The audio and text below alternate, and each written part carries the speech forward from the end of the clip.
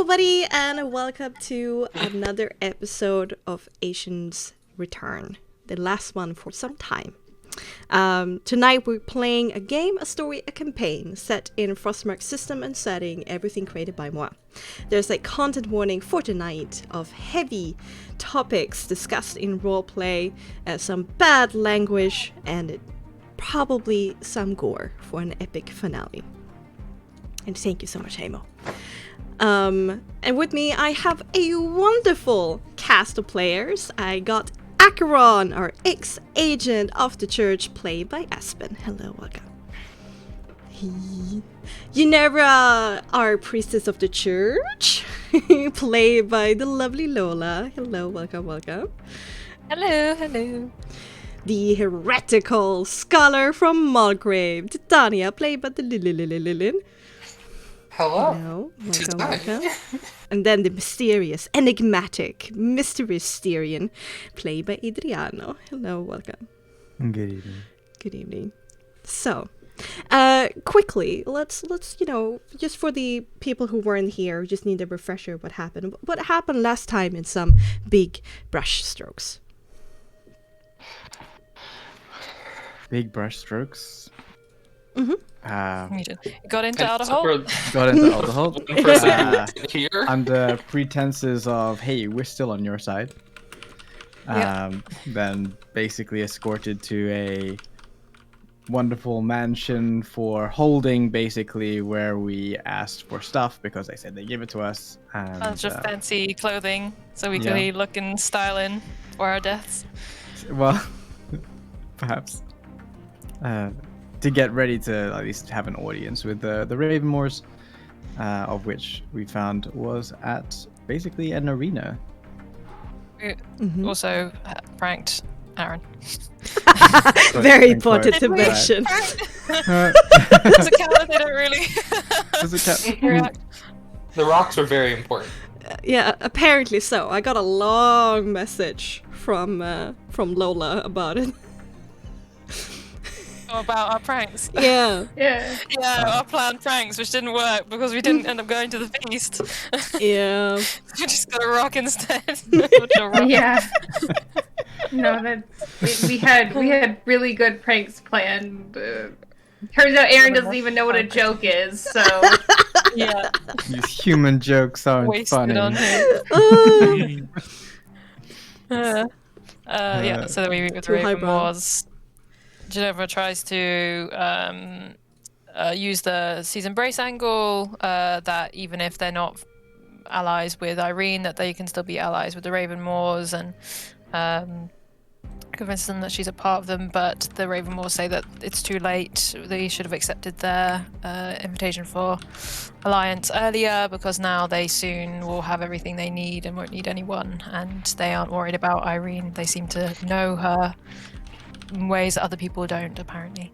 So they put us into the arena to fight for our lives, to be their entertainment, and particularly interested in Aaron, with some mentions of, I don't know, some very vague mentions of, they knew what Tuat was, so they seem to have some knowledge about the before times. Or other realms. And then we fought lots of people, including a big abyssal creature, and two of us fell. One of us was very close to falling, used literally supposed to not die. And we won. Yeah, you did. All right. We did the thing. You did. not by much. Aaron's fine. Well, and that's what One of us only has one hand now. I mean, you won enough. Oh yeah. You won enough. Oh yeah. At least, you're not a melee fighter. Or have a shield or something. I mean, it means I can't use my spell book and cast spells at the same time anymore, so... It's a broken hand, right? I It's not a that. decap- Broken arm. Broken arm. Yeah. Rested on the More- broken arm. No more left arm. All gone. No more left arm. Okay, let's get into this, guys. There is a vacuous silence as the monster twitches and then moves no more. A stunned silence. The audience cheers, turned into held breaths, and both Larissa and Alexei has stood up, grasped the balcony railing in shock and worry at your display. Then, as a fury twists their faces, the crowd erupts into a gigantic cheer of your martial skill and prowess. At least twice louder than before. You are rained on by paraphernalia such as hats, scarves, silver and copper coins, and even a piece of underwear that comes sailing down to the arena ground. The thundering applause and the stomping of the feet into the ground reverberates through the ground all around you. And all the while there's a heated debate going on between Larissa and Alexei, drowned out from the sound of the crowd, but quite obviously it is about you. Eventually, Alexei's voice booms over the arena, magically enhanced by Larissa standing beside him with a focused expression on her face. And up until now, this invisible ink bursts forward with a whitish blue shine of the shape of lightning around her eyes. Silence! The sound of the crowd immediately goes quiet, and their excited faces turn to the Count and the Countess. It is clear that they are quite unhappy with you. They have set jaws and fire in their eyes, but they try their best to mask it for the crowd. A wonderful feat of power that has greatly rejoiced our Stormlord. I declare thee the first champions of the final glory run with all the rewards that are due. It's hard for him to say the words, but he gets them out, and as soon it's over, the cheer comes up again, the stomping feet. 1,000 gold coins, a dinner graciously hosted by the Ravenmoors, and the status and protection of champions. It is clear that all of Alderholt have seen today just what you are capable of. Larissa and Alexei claps politely for a little bit with the crowd, then leaves the balcony behind with one acidic parting gaze.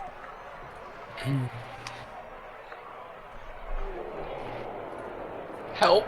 Yeah, I was about to say, Akron's taking the best nap of their life right now. Never has not been listening to them at all. She immediately ran over to both and was probably calling for Aaron to try and bring Tia over to where Akron is so she can kind of tend to them both together.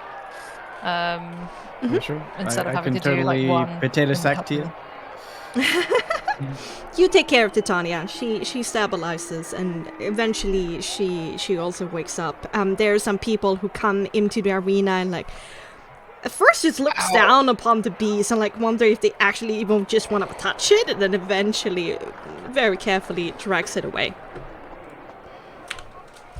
Ow! On seeing Tia's arm, she'll like rip off a bit of the skirt. No arm. And just like make a kind of a sling to keep it suspended. That's not good. Thank you. I'm sorry, I can do more. What was that thing? It wasn't natural, whatever it was. Is Akron awake as well? Yeah, that's my question. Yeah. Oh. You take care of each other and you wake up.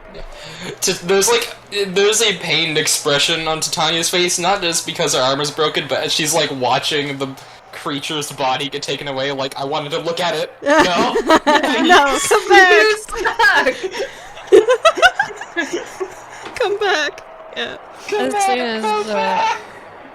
As soon as Acheron wakes up, like their kind of eyes open, Ginevra just takes her and like takes them in like a huge hug, just like hugs them really closely, probably doing it like probably a bit too much.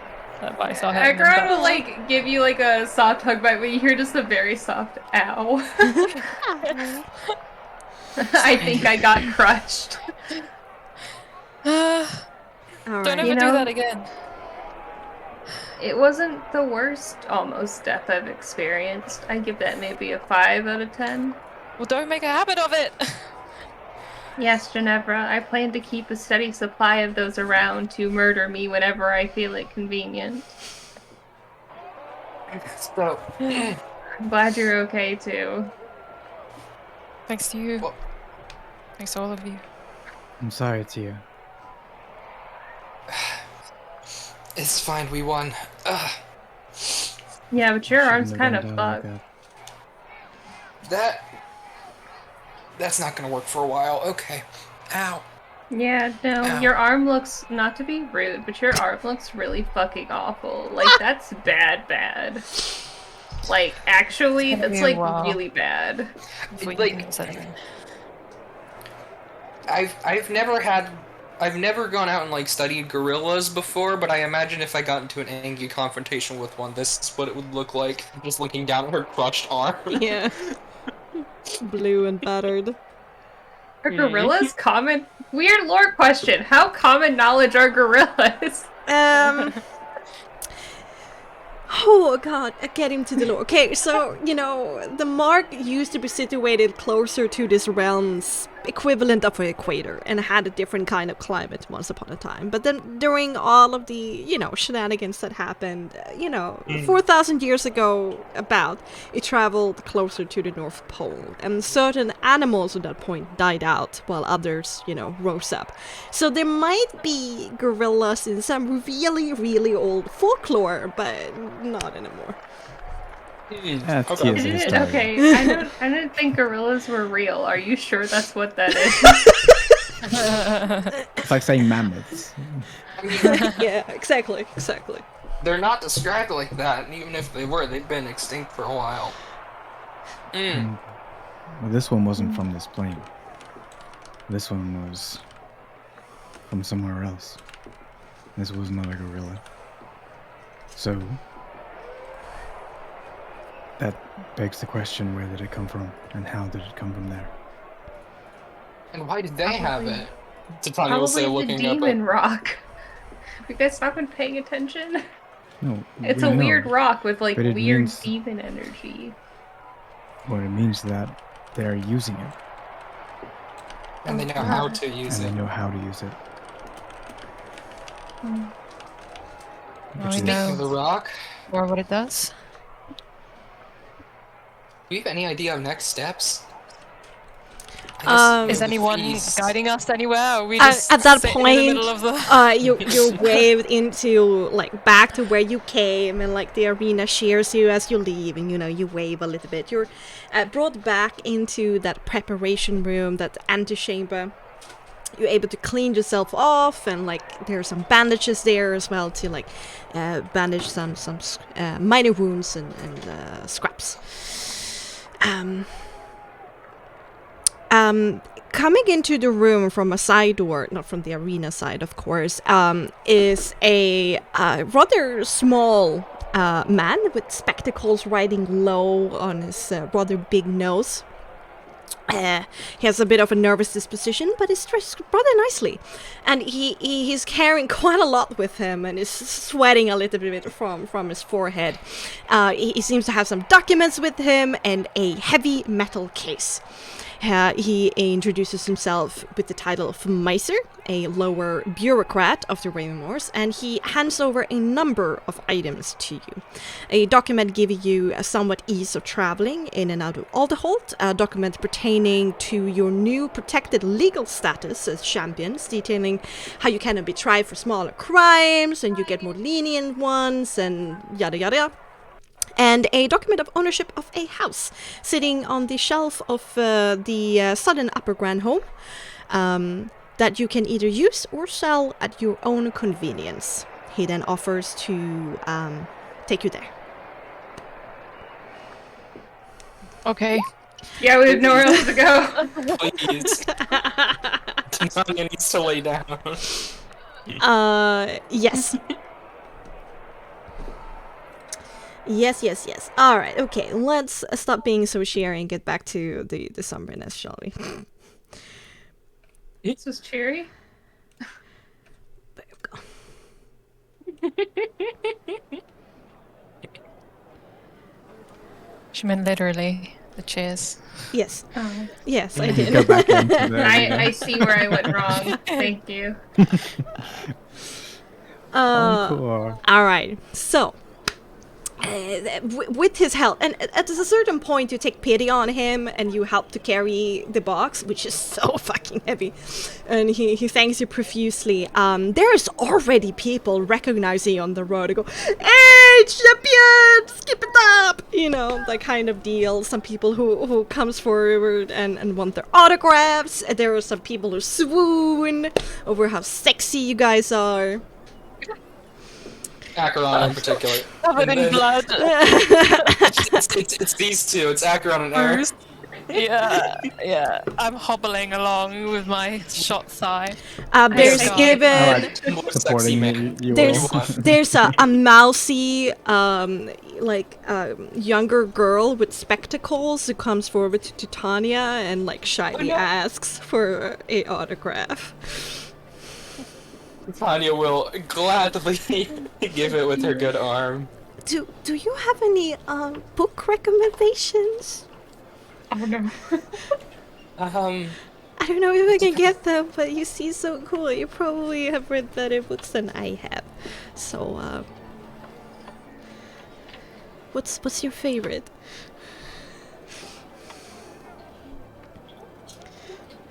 Okay, I have an idea. I put you on the spot. Oh no. Oh no, Lynn has an idea. Tanya's gonna take out her old spell book. Oh my fucking god! Oh no! And it is going to say,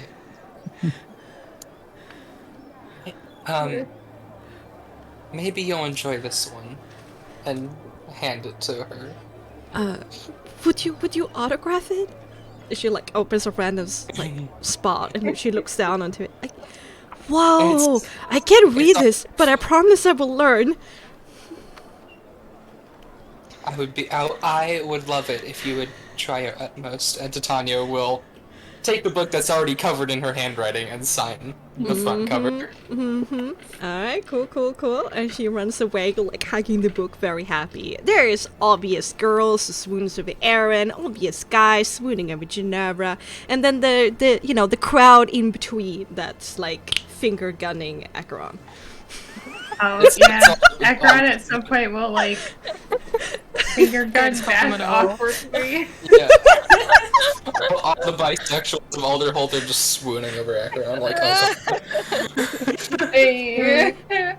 Acheron has no idea how to socialize with people. Sees if there's the commonality of finger guns, goes, oh, this is a local custom and we'll finger gun back. Just assuming this is just how this works. Alright. But you're taken from Glory or Gory Hill. It's been pretty gory for you, that's for sure. But this has been glory too. Past all the ruined houses, down into the thin alleys between this very tight community of small shops, down into the area where the house and the streets open up to more of a middle class kind of area.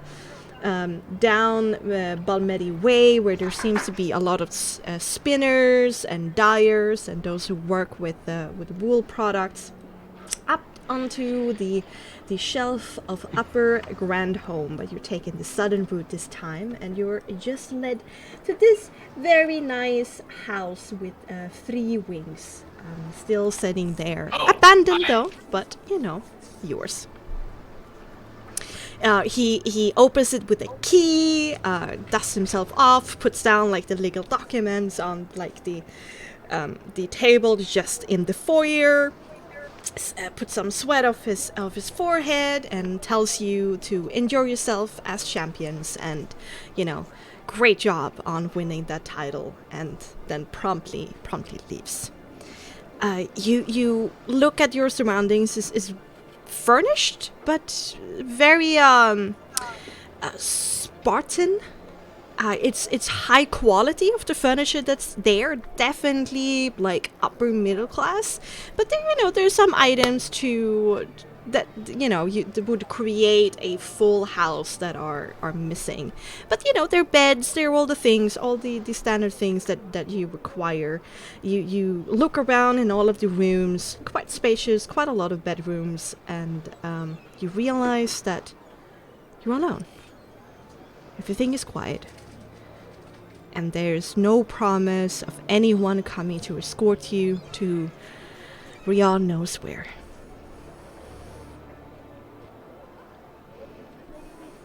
Tanya's gonna go search for a bedroom.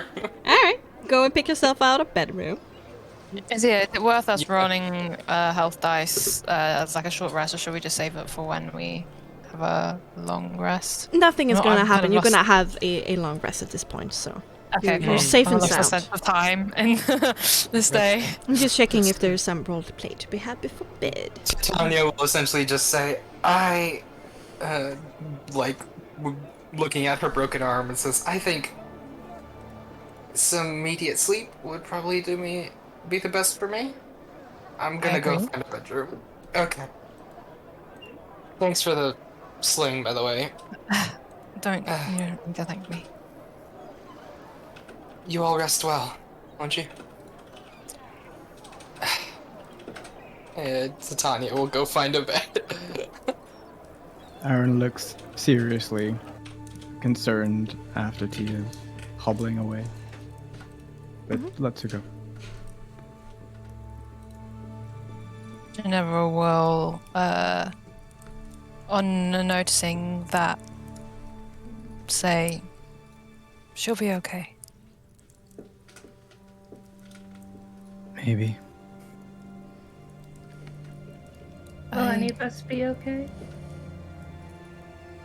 I pray so. I know that doesn't mean much to you, but it's as much we can do sometimes.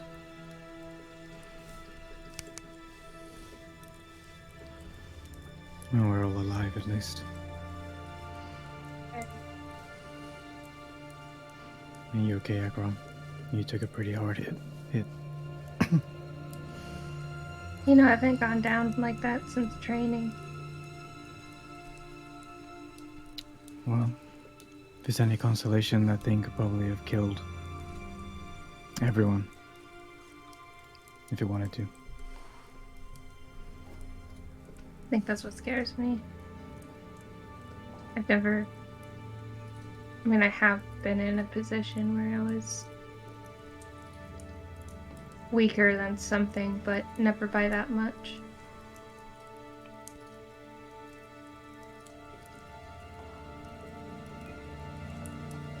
This isn't exactly an uncommon thing, though. And if it is true that the Ravenmoors can actually utilize this relic of theirs, this may only be the beginning.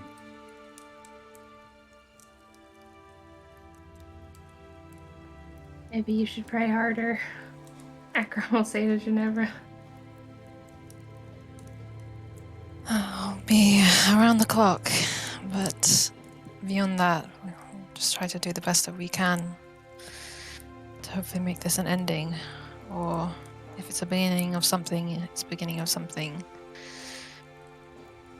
Not like that.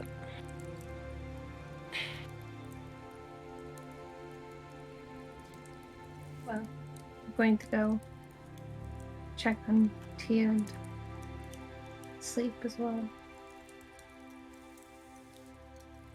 And take your rest. Patron will head off.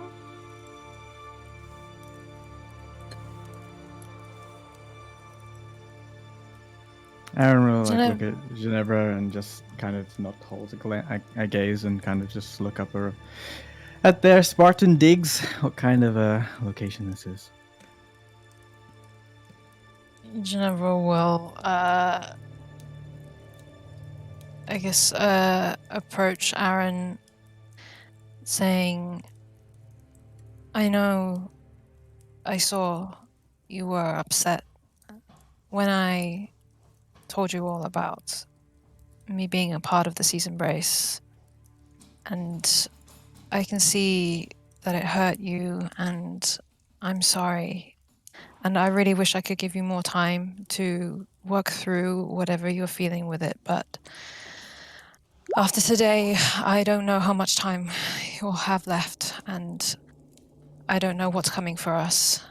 And so I think it's best if we sort it out now so that we know where we stand before we get to a life or death situation.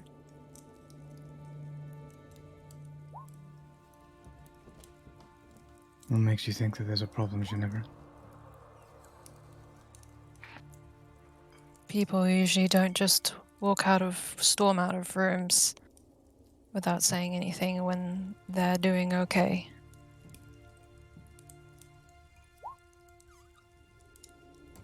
And why am I not okay? I was hoping you'd tell me. I wanted to give you the opportunity to just say everything that you have on your mind and in your heart. I'm not sure you want that, Ginevra. Try me.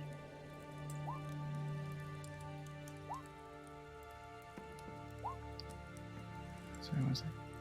A lot of chat. I need to mute that. We're trying not to die. Whoop, whoop, whoop. Okay, let's do some whispering, you and I, Ajax, okay? Just slash W and then write my name, and then you can just write to me. Shh, let him roleplay.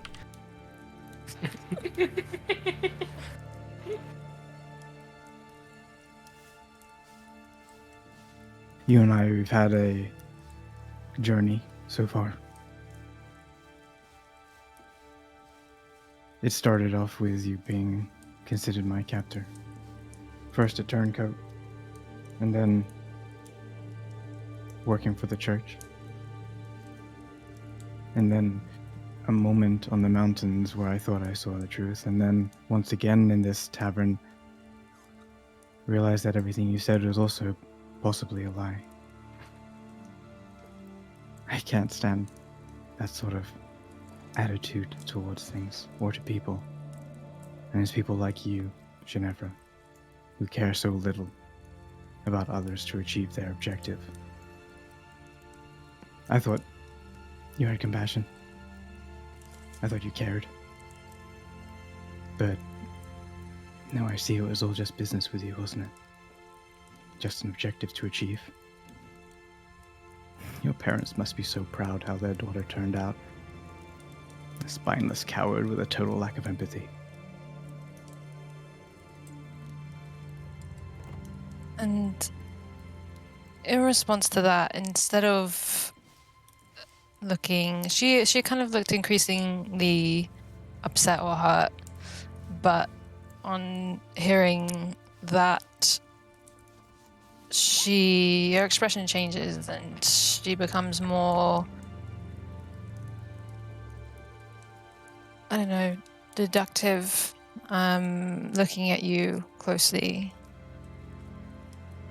This isn't just about me, is it? I kept the season brace a secret. I did, and I admit that. But that doesn't warrant this kind of reaction, saying, I have no compassion, I don't care. Not from you. You're a So spy, what's Ginevra. really going on here, Aaron?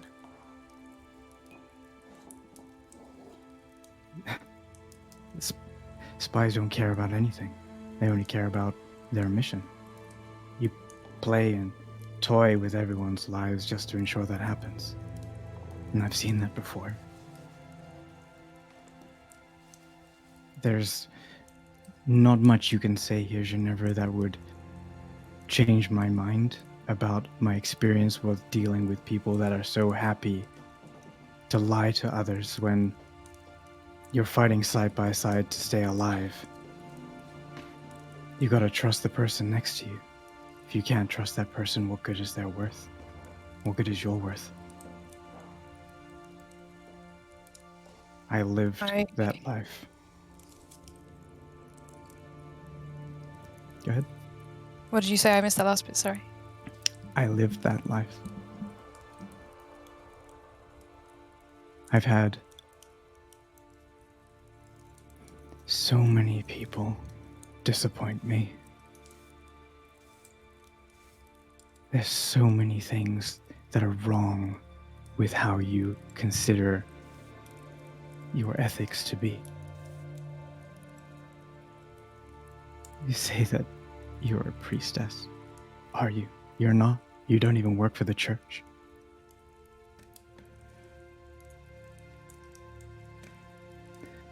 My family, growing up, I've been toying about this over and over of why I'm here. And I can't understand heads or tails of why that could potentially be. But one thing's for sure, is the reason that I'm here, or the causation of why I even got here. I wasn't intending to be here. If it wasn't for my brother, I wouldn't be here. And I'm sure I'd be much happier even if I wasn't alive anymore. I would be at peace. Peace with my God. Peace with Alyssa. But instead I'm here. I'm dealing with this shit again.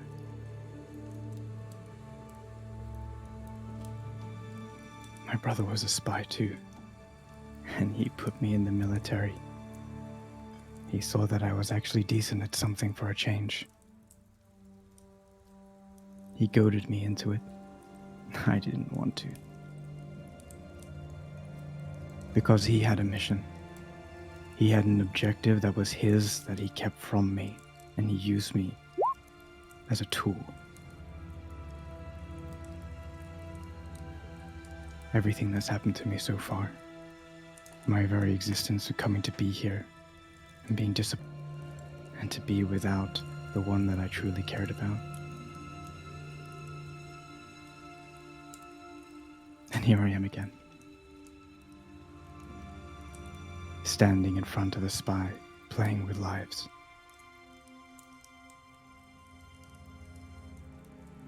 You think I play with lives?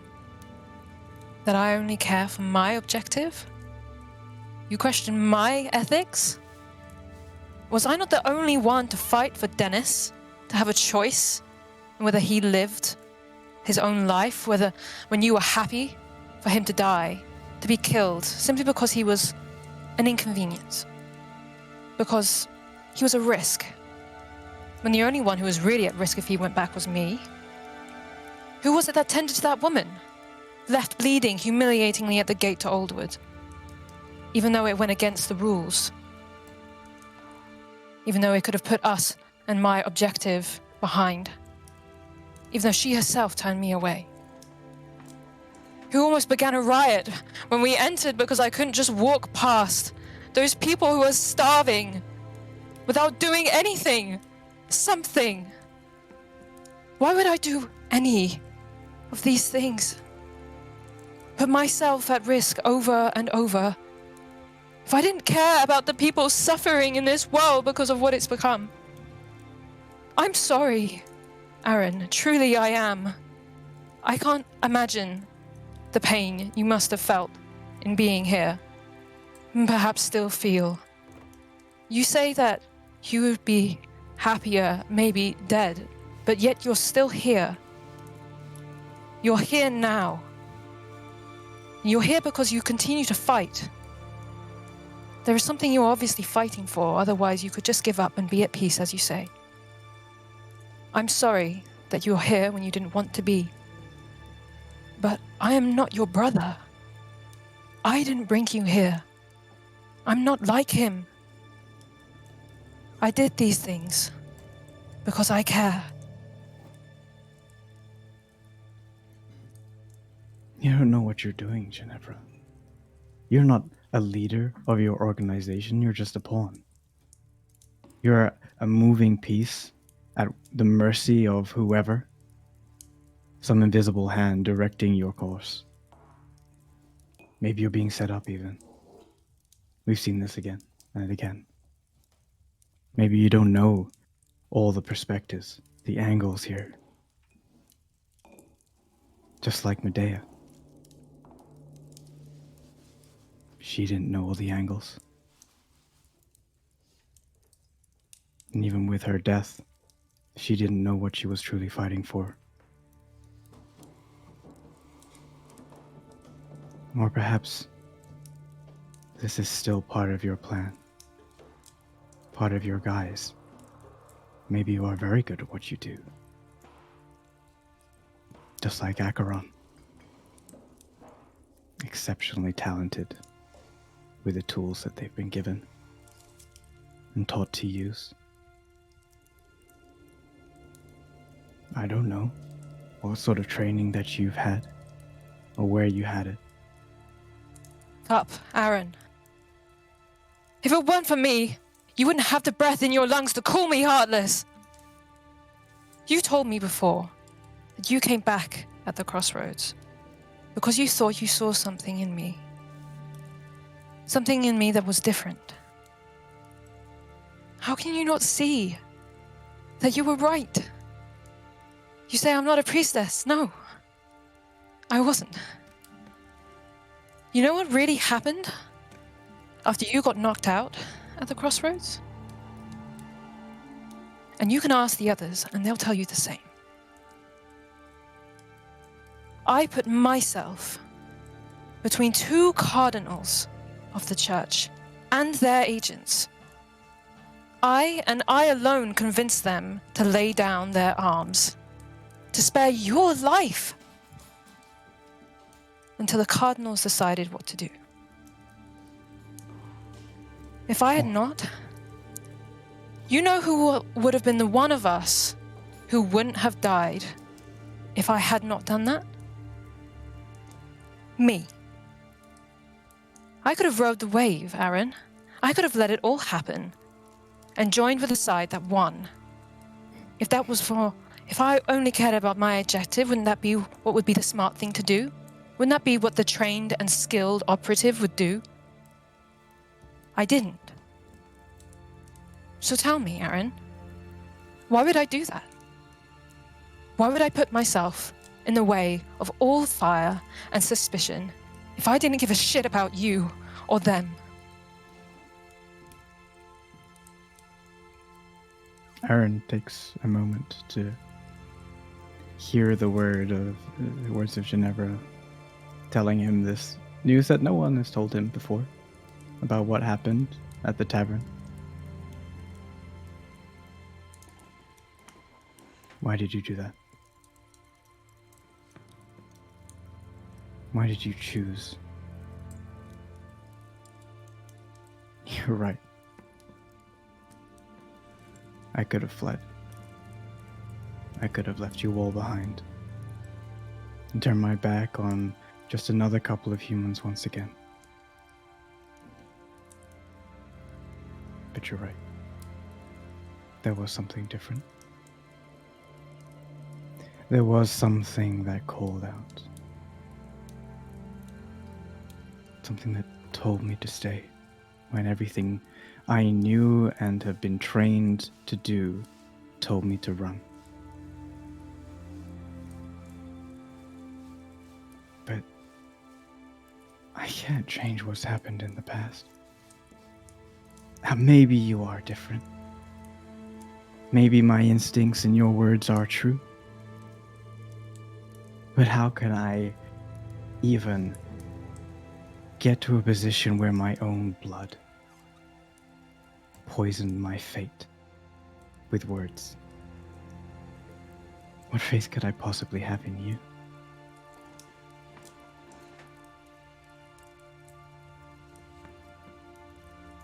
You're right, Aaron. You can't change the past. But please, just hear me when I say that you can't keep living in it either. It's hurting you. It's hurting the people around you who care about you here and now. If you refuse to swim with the current, you will drown in it eventually. But don't just think I'm not just saying this for you. Because I'm the same. I've hurt you, and Acheron, and myself, with my secrets and lies. So I'm leaving them behind. That includes the name of Ginevra. For my real name, my true name, is Nokomis. And as Nokomis, I will make you a promise. No more secrets. No more lies. Not between us. Some things we let go in order to live on. Can you let go?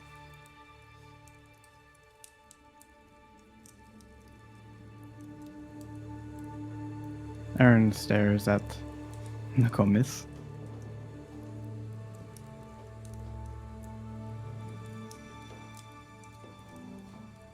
Was that your last veil?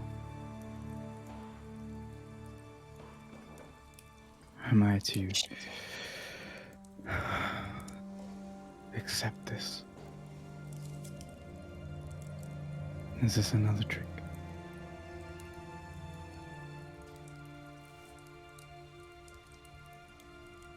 I'm a man of few words. Because it's only actions that show the real nature of a person. I've heard a lot of words, Nokomis, and in my experience with them has not been kind. So I will try. I will try. I have to try to not let the past define you, if this is true. If you show that your words are who you are, I will try. And in her change, her shedding of the past, Nokomis pulls up her hair and ties it up, showing her face, clearing away the veil, and smiles at Aaron's words, and looks up at him. Thank you for trying. She turns away and finds her own room, leaving Aaron alone with his thoughts. Aaron. Time seems to slow down as you become transfixed on this otherwise very mundane moment. You're not sure why at first that you reacted this way, but as you search your mind for the reason for the strange behavior, the answer strikes you like lightning. Her passion, her need to use her life, her talents for the greater good, and how she keeps you in your place, able to spar with you on equal ground, nay, even higher ground than what you're capable of. The bright hair, the blue eyes, slender form, the elegance in which she moves. Next comes thoughts of regret and some self-deprecation. Thoughts of how blind you have been. How could you not have seen it before? Did it need to be that she needed to repeat those words to you? And tie up her hair for you to understand? Could you really have been that dense and so ungrateful? She said to you that you would meet again on the other side. That was her promise. And here she is. Alyssa personified. And with that, a world that was always so skewed to you, aligns in perfect symmetry. Your solar system regains its sun, and you, a mere satellite, who can't do anything than to stare at her brilliance and follow her forevermore.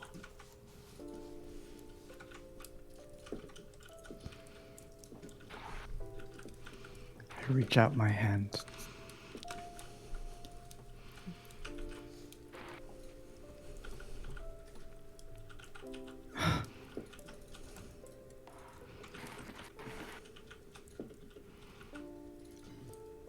This can't be.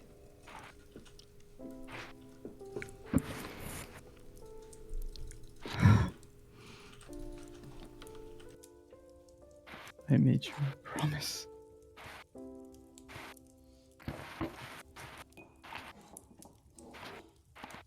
I kept it.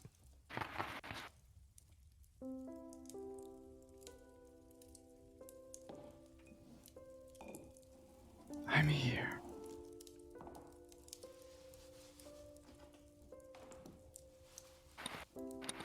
I missed you.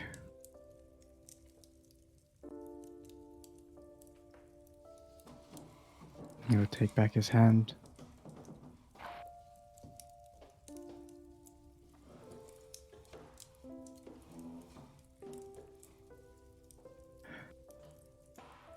I'll try, Alyssa. I'll try.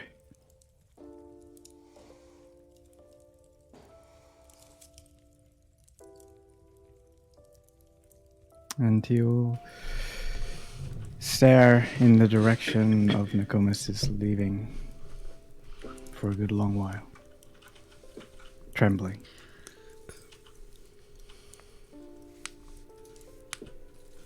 Until fatigue takes him.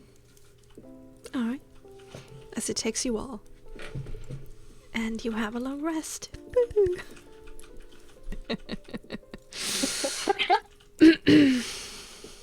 Jesus. Good job, guys. That was beautiful. Holy shit. Okay. Thank you guys for letting me be a part of it. Okay, Kale, let's shake it off. I like it. Shake it off. Okay, so. Nature So- roll health. Great. Yeah, do the Great things. start. Great start. It's my 2 highest dice. Oh no! Imagine having kid die to roll. Okay, that one. Okay, re-roll the second one. I'm not gonna let you have a 1. Thanks. -1, like, oh. Then a 1. Okay. See it as a roleplay inspiration for that wonderful thing. All right. So So for Aaron, right? yeah, well, in general, just my gift to you. I'm a gracious god. Roll the effort. Anyway. Okay, if you're gonna okay. Oh, okay. As you do that, I as you have do a lot of health to recover. I'm sorry. Ignore me while I regain I my clicked in the health. wrong place. Of course I did. You turn in for indeed an early night, exhausted by your efforts in the arena, the long day, the emotional outbursts, the broken arm. Ow. Ow, indeed. And anxious, wondering where a new day would find you. You fully expect, and there's like this silent understanding between you all, that you're gonna sleep further than 8 hours to really soak and absorb as much energy as you can before you face the new day. Sadly, though, such luxury at this point in time is not afforded to you. In the shadows of the early morning, before 4 in the morning, but after you technically have reached a long rest because you went to bed early, those with absurd passive perceptions, you can hear a window on the first floor, but in the back of the house, be pried open and soft footfalls landing on the floorboards. You spring to action to confront the invader, waking each other up. At first thinking to yourself that this protective status of being champions is total bullshit. But such thoughts fade away as the darkly hooded figure immediately declares themselves to be Season Race. They remove their hood, a weather-bitten almond-colored face, a ponytail of warm brown hair. What is revealed is a woman. That girl In still her looks ready to primaries. beat their ass. Yes, I'm sure you do. As everyone else who do not trust stuff. She immediately holds up her hands. Please, I mean no harm. You will know me as Sylvana, and I'm here to only talk, at least for now. She turns to Geneva, or Nalcomis, with a greeting smile. Sister, may the moon's light guide you, and the sea embrace you. You recognize this formal greeting within the ranks of Sea's embrace, Geneva. And she isn't able to just be cordial. She just wraps her arms around her. She's so happy to see her. Even if it's just a small piece of home is enough for her. Yeah, you see it in the complexion of the face. This is a person who has spent time on the southern seas. Yeah, definitely Indodensian.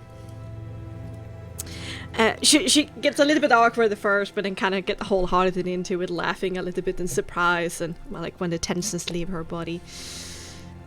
I mean, I expected a warm welcome, but this. I hope you're fine, sister. It's been a tough few weeks, especially the last couple of days. Very happy to have some friends close by, some more friends. Yes, I've heard some concerning rumors. Serena was able to get to somebody who was able to throw their voice over great distances.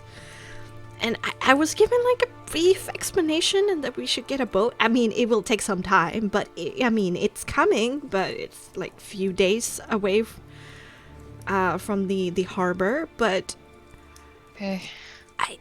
I don't know why. And she stops from her like normal antics and like slows down and puts her hand over her heart.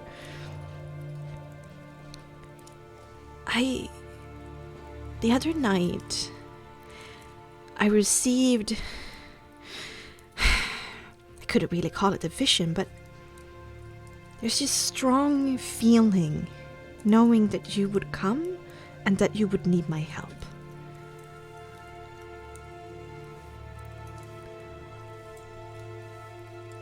So, in that vein, and I think I'm doing the right thing right now, Sister, what are you doing here?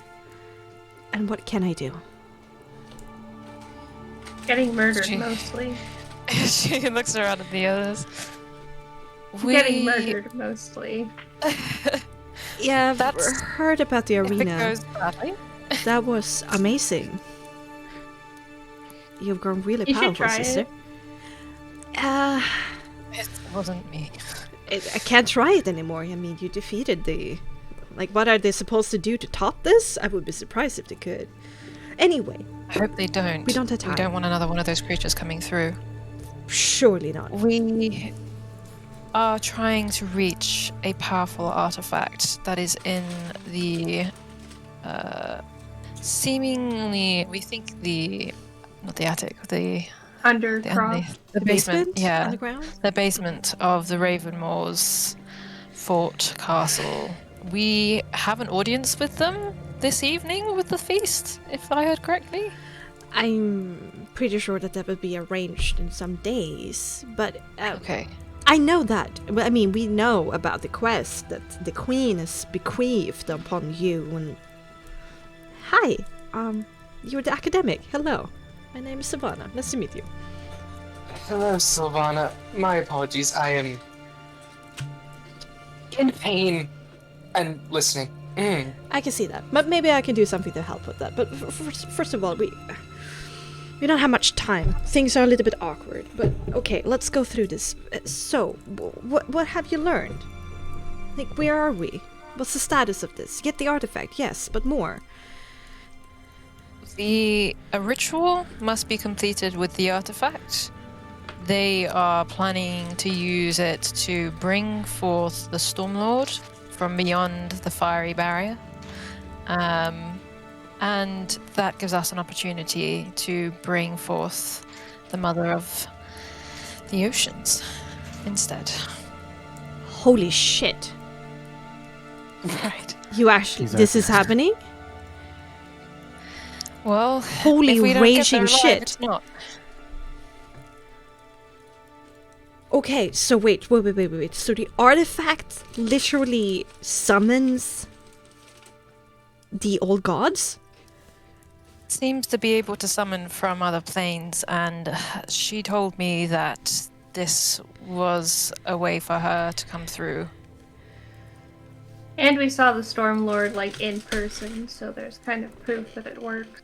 Okay. Yeah. You know what? I'm happy that you're here, but now I thought I was qualified for this, but geez, okay. Not to be rude, lady, but nobody's qualified for this, so either buck up or find someone who will do your job. You know, that's true.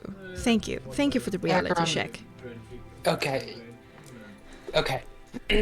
Well, I'm the only one here. I'm the only one here. I got myself a really good position among the Storm Guard, and the captain, Jescon Amatucci, that is parked here. I've done some extensive spying around. Okay. So if we're doing this, if this matters so much, okay. This is why this is awkward and why we need to be quick. So we need to throw some resources at this and we need to do it quick. I've learned that the Ravenmoors have an uncanny ability to know things all the time. Like stuff. Things they shouldn't know, right?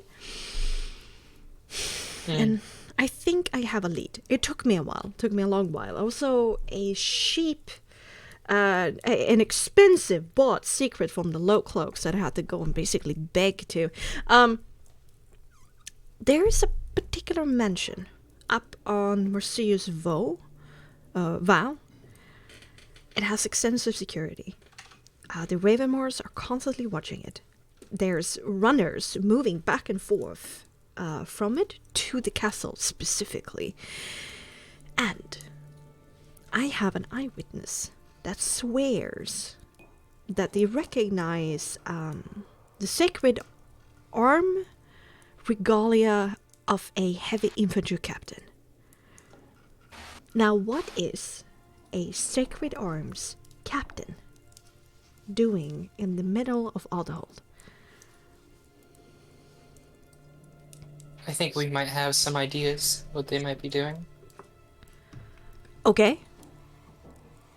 We have reason to believe that the Cardinal LeBlanc is working with the Ravenmoors on some sort of project. If the Sacred Arms Captain is serving as a liaison between the Cardinal and the Ravenmoors, the Count and the Countess, I think that might be a reason why they are receiving protection here. Things are just getting more fucky as we go. Yes.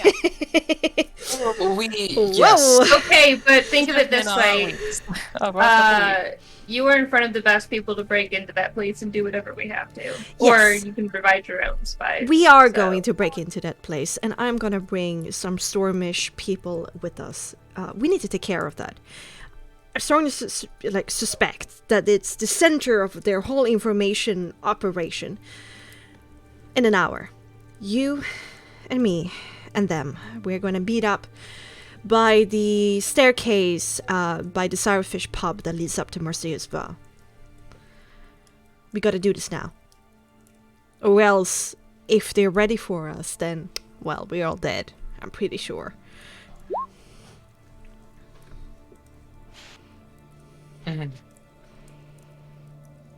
All right. So we're storming the mansion. Sneaking in. Sneaking in. Yes. Okay. A little bit of both. I mean, we are Stormish, so we do a lot of storming. I see. Okay, that's where I was getting confused. Okay.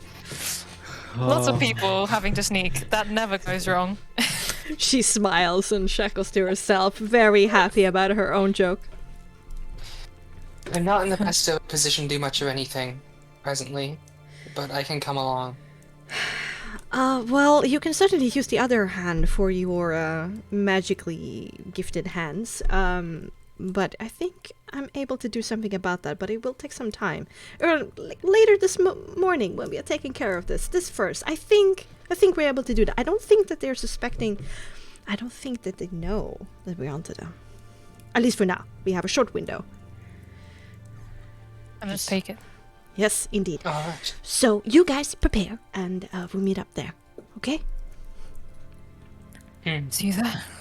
I did though see how damaged you were. So at least this, and from her cloak, she brings out 4 vials of Rion's breath. Ooh. Okay. Yeah, girl, it's very expensive, so treasure it. See it as a gift. You are a gift. I'm so far. Oh, you're a Truly gift from the heavens. too. Or from the seas, eh? Whatever works. They are one and the same, are they not? You know, when you get dizzy enough. Okay, I'm gonna escape through this window again. It was a little bit of a hard climb. I have a long time to get back. It's a bit rowdy out there. Take care. Best of luck. Finger guns. She just gives you a wolfish grin and she disappears through the window. Never, why are all your people absolutely off their rocker? Because those are the best kinds of people. We live on an island. We don't get out beyond that much. It's a small community, you know, a bit of a echo chamber of madness. Don't say. Okay. preparations. Okay, you dress I'm again. prepped. You dress I again. don't think I have anything I have to prep. Do a little bit of hygiene. Okay, yeah. Aaron will go to Tia. Okay. And again, with that concerned, serious look on his face, take a look at her arm. Are you still in pain? More than a little, yeah. There's not much I can do with this, but do you need some help here? If you're planning on doing any healing, save it for a more important moment. Other than the arm being non-functional, I am feeling okay, actually. Just a little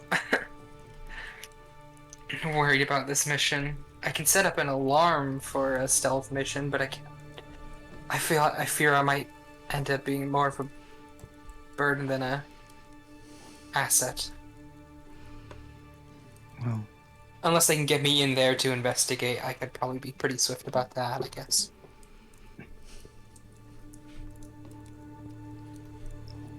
Aaron holds up his right hand. My mother gave this to me when I was concerned about being able to do something I was scared to do. I used it to cover who I was. But I think the cat's out of the bag now. And he starts to undo the leather strapping over his arm. This strapping was used for harnessing the Pegasus of the Asturian Islands.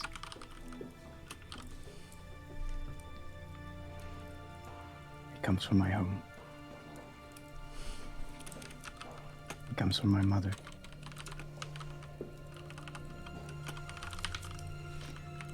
Maybe I can strap your arm a little bit with a bandage that comes from a plane of celestials.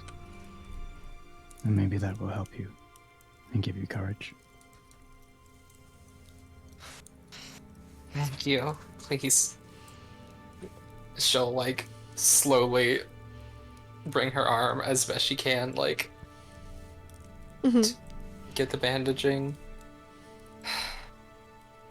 I'll wrap it in the traditional way, revealing his soul mark on the inner part of his arm. The geometric shapes that form a symbol of balance. Thank you, Aaron. This means a lot. We're not gonna fail. I'm not gonna fail you again. I promised I'd protect you in this venture. And when I'm you alive. went down, There is no again. You have protected me. Thank you for that. You and Acheron and Ginevra are some of the strongest, most courageous people I know. And I cannot properly express my gratitude in words. Still a long way to go to you. There's gods to be summoned. Oh boy, indeed. She'll lower her arm once the bandage is properly wrapped and just kind of take a deep breath. Mentally preparing herself. Alright, okay. And at the appropriate time, you leave your newly won home behind. Didn't get to spend that much time in it. And While we're on the road, I just want to say something quickly to Okay. Acheron. Alright, okay. I'll be very quick. Just having kind of been reminded of this whole kind of season brace thing, and the fact that Acheron knew Ginevra longer than anyone, and you know there had always been secrets a part of their relationship, but maybe Acheron hadn't known that she had them too. And so she just approaches Acheron saying, back there, when I talked about being a part of the Sea's embrace, I'm sorry. I could never tell you. But I know you above all understand the importance of secrecy when it comes to the church. At first, I want to be honest. At first, I approached you because I knew you would be the type that could overhear without being noticed. That you would be a good source. But the friendship that came from it, I just want you to know that our friendship was never a lie to me. Acheron will smile and will pull Ginevra into a hug and will say, I was never friends with Ginevra of the Sea's Embrace or Ginevra, the priestess in training. I was always friends with the Ginevra that you were when it was just us giggling in corners. That's always been the Ginevra that you were to me, regardless of who we were outside of that. Just like the Kore you were friends with wasn't the assassin in training, or Gaia, or even Acheron.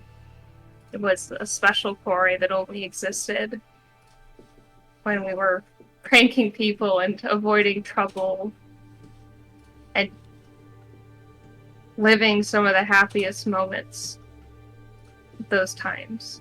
So it was never fake. And regardless of what we were outside of those times and those moments, we were never anyone else. There were never any lies. Thank you. Though, if you say that, then you better start calling me by my real name. It's Nokomis.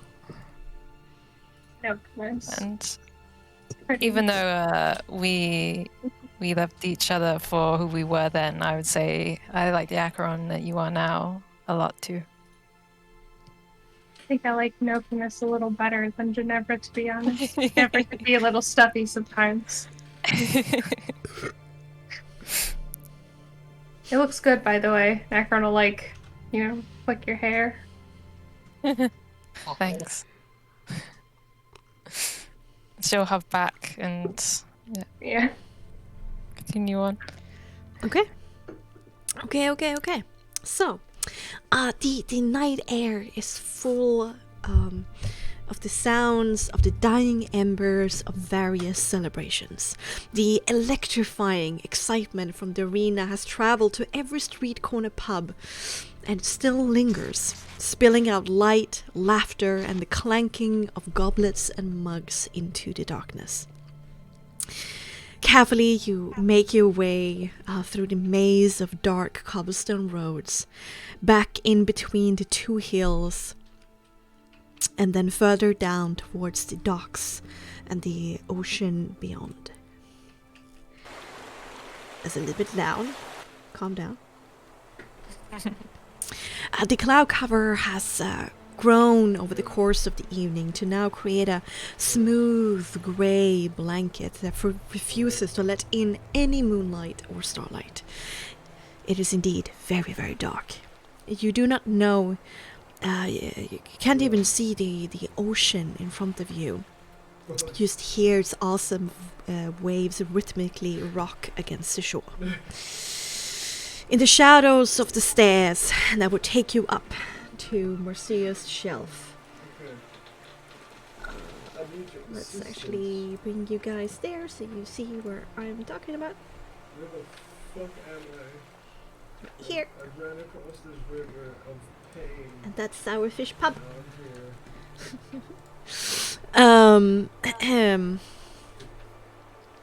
Beside the Sourfish Inn, or pub, you see in the flash of lightning several figures approaching carefully, all dressed in dark cloaks and armed underneath them. A rumble of thunder shake your world, and then a heavy curtain of summer rain erupts as Sylvana greets you a second time.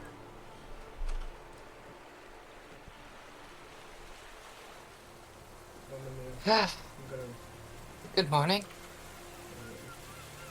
Is it still morning? I think it's still an ungodly hour, but good that you're here.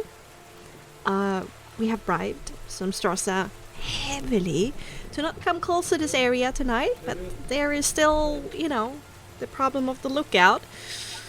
Actually, here, let me show you.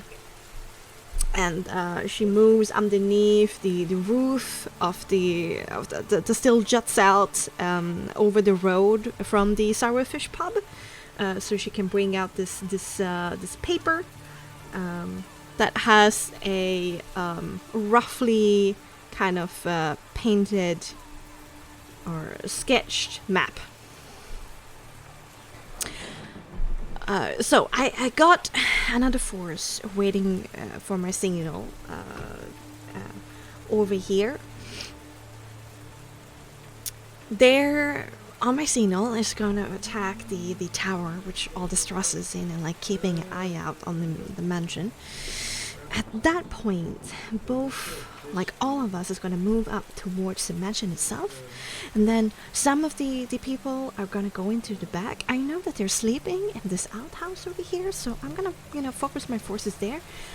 There's going to be some with you, two, I think, that's going to take care of the front guard, and then you, the rest of us, and whoever's left at that point is going to move into the center building itself. We got to do this quietly and quickly, whatever you want to do. I mean, I trust Ginevra. You're onto something, sister. Yeah, I will be with you if you decide to do something frisky or less frisky. Just quickly. And okay? remind me what exactly we are looking for. Whatever is making the Ravenmoors have so much information on their hands all the time. If we are able to punch out that cancer, then we are able to move in the darkness without being watched. Alright, so swift investigation of the building, look for anything suspicious or secret. And the most important question, what is the conservative amount of life we are allowed to take without, upsetting you? Dear, if they're summoning a literal god, 10, 50 people. I'm not usually that kind of person, but oh my god. When you look at the comparisons of scales here, do whatever you think is necessary. Understood. Okay, so you're all with me? Yes? Yep. Yes. Okay. Alright. Close to the ground. I'm gonna sound like a seagull. It's gonna sound horrible, but I've been practicing a bit. We're gonna move in. We're gonna move forward. Thank you guys, by the way, for backing us up. If some of you die tonight, I'm very sorry. The ones who survive, you're gonna get paid real good. I promise. Well, nobody's dying. At least not amongst us. Well, I fucking hope so. Fucking hope so. Welcome, Cookie. The Stormish, not only Stormish, but Storm Guard.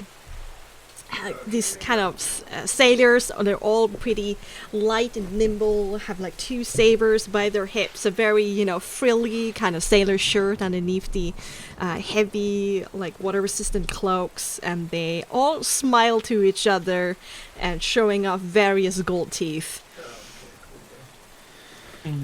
Pretty happy to fuck with the church. And you move forward with this horrible squawk that Sylvana, Thank you, Sylvana. Well done. tries to do. Does she basically go like mine? What? Mine? If she doesn't, she should. Now we will see how many of your how many of you have the thing downloaded correctly. What downloaded? Well, the thing, the extension. Virtual tabletop enhancement Yes. Sweet. I should have it. It's dark for now. 1 second. I need to put you out on the map. I didn't have the time to do this. You're out on the map. 1 second. Were you supposed to download something? No. I think we did it a long time ago. Yes. For previous black rooms.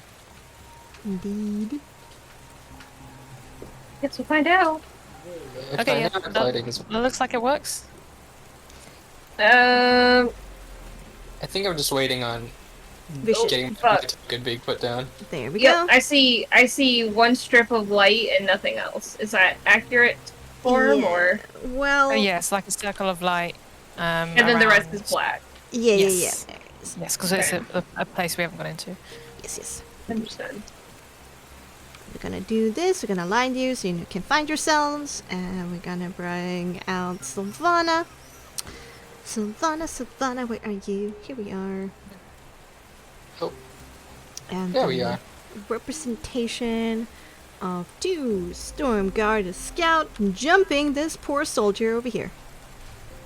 So, since we don't have too much time, last episode took longer than I thought it would. You guys with Sylvana move into the building. You jump this guard together. They have very tough armor, but I mean, with your combined might, they're completely toast. At the same time, you hear sounds of fighting happening in the back of the house. There's some shouts of people inside. What's going on? And you rush into the center to find out what's going on. Are we meant to be seeing like more than white? And a giant white circle. We just see a white grid underneath the light. Oh, The black areas. Oh, at least I do. I don't even have a grid. Well then VTT is not working for you, which is fine. VTT. How do we fix this? I can share my screen. Yes, that would be lovely. Thank you. So you can see at least what you're looking at, I guess. Cool. It is a very laggy map. Oh no. Oh no, that's gonna change my layout. Oh no.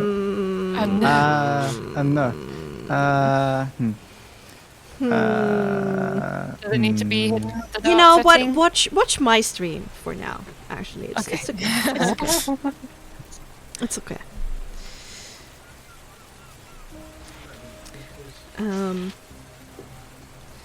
It's gonna be a little bit delayed, but there you are.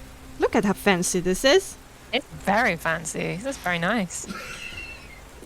Anyway, you walk into this very well-appointed room. There is indeed sounds of fighting in the background.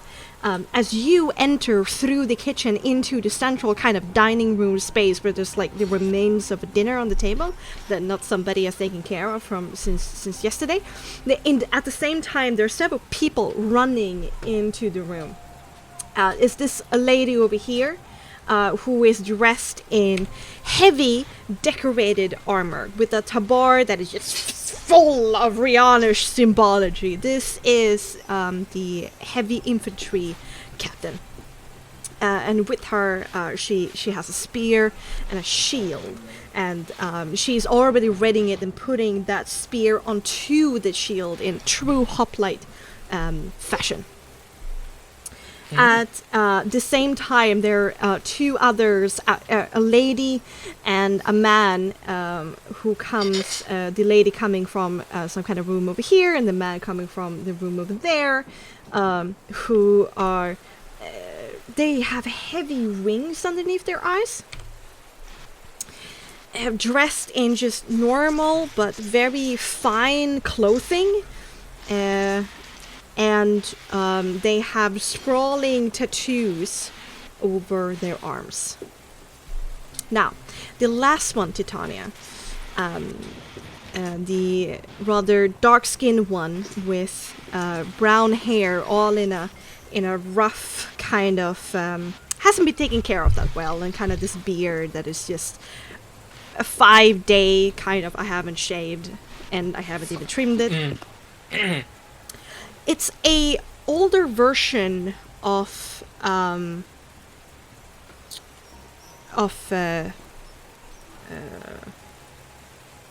wait, I forgot this name. It just blanked. Oh no, it's Sebastian, is it? It's an older version of Claudio Theos.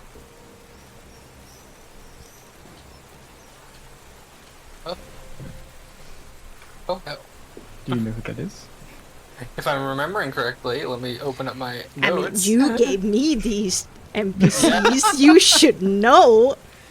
Oh yeah. It's just been so long. I know. This is not good. Is he your ex? I've been holding on to this for some time. No, he is one of my fellow Falcons. Oh, that's even worse. So, yeah, this is Had not to be good. your ex. with the spear over the shield, the three dressed in this fine clothing, and the two is getting very worried seeing you. They're looking behind their back, hearing the sounds of fighting behind them. The captain immediately goes, "You there, stop! What's the meaning of this? Who are you and what do you want?" Power to the face. Wow. Oh, we're attacking? What? Oh, we're just doing this? You never? Okay. I'm joking. Oh. I was just trying to be quick. Imagine. Do you never release just an arrow? shouts that. It's really- Do you do Are we attacking? No. No, Wait, okay, it was actually, just a what? joke. Wait, go real fast. Why not though? That's what we're here to do. Let's just I do don't it. know. Actually, I wasn't It's listening up to you! They pause, getting worried Yeah. about the sounds let's of fighting. kill them. If it's up to I vote we kill out of character, I vote we kill them. But okay, That's let what at we do. least That we're here Titania. on anything other than bad business. Let's see Let's- Tanya. Let's Yeah, Titania Titania, at go ahead. least. Yeah, Take Titania spear. immediately, like, upon recognizing a fellow Falcon, just kind of like, wait, Claudia? What? Oh no. And Titania's just gonna duck out of the room and run. just like in a moment of sheer panic and darkness of like, oh my god, what's happening? It's just gonna kind of like duck out of a corner. Like she doesn't run properly, she just kinda hides. She's just like, oh god. You know this man? Captain God. Captain Beck. Hello? That's the runaway falcon. Titania, says Claudio very carefully. Cotton Irene is not so happy with her. I believe it was some kind of kill on sight kind of order, but things doesn't seem to be looking that good. And there's like a quick like head jerk of her like staring onto him with like angry eyes, and then her head jerks back towards all of you. By Rion's beard! Okay, so I can hear my people dying outside. You have a reputation. These are my charges. If they die, I die. You understand? It is my job to keep them safe, and by Rion I will. So, I understand that you don't want us here. I don't care. We have a ship by the docks. We can get there now. If you let us pack for 2 minutes, we will just go and leave all of this behind. Things are spiraling out of control anyway. A wise choice. Shall we? Let's You go. know why we're here? Well, obviously, it's not to say hello. Then why don't you show us what we want to see? What do you want to see? That's why I asked, do you know what we're here? You know what we're here to see? You know why we came here in the first Everything. place? You can look at whatever we leave behind, but give us 2 minutes and I will take these falcons and I will just leave, okay? We will be no threat to you. We will leave now. Claudio, we're interested in any communications between the Cardinal and the Count and Countess. Could you... I'm sorry. I know it's been a long time. Well, you see, you know, protocols and things like that. I mean, most of it is handled through sending and then communication gets spurred. But, I mean, I guess, in return of our lives, you're free to go through whatever you leave behind. There isn't any of that seeing the future bullshit, right? The future?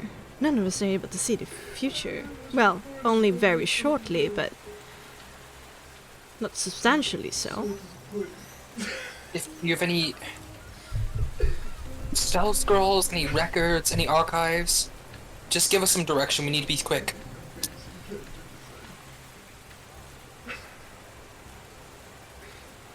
Tanya's still, like, not making herself visible. She's still just around the corner, kind of cowering. Yeah!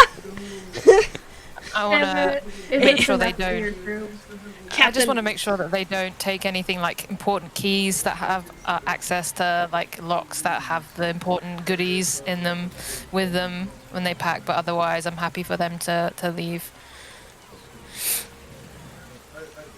Ekron's a little disappointed. We will just take our clothes and leave. But I gotta know, why is she covering in a corner? What the fuck is wrong with her? By Rian, stand up and face us! Are you running away? What? Dear Captain, dear Captain, if you address her again, you will not be leaving. Take our grace and go. My opinion still stands, but point taken. So yeah, I'm gonna pat them down for anything important. I'm not letting them take their weapons with them. any Okay, keys or any notes or et you're cetera. able to take a spear and a shield from Captain Beck. The 3 falcons have daggers on them and spellbooks, but they don't really like you to take those. They kind of get like, no, please, don't take I'm that. taking them. No. Fuck them. Burn Sorry. At first, Captain Beck gets like hostile at that point, but then Claudio kind of moves up and like kind of just touches her on the shoulder and says rather quietly, I mean, she already got 2. What is more gonna do? And she sighs, agrees.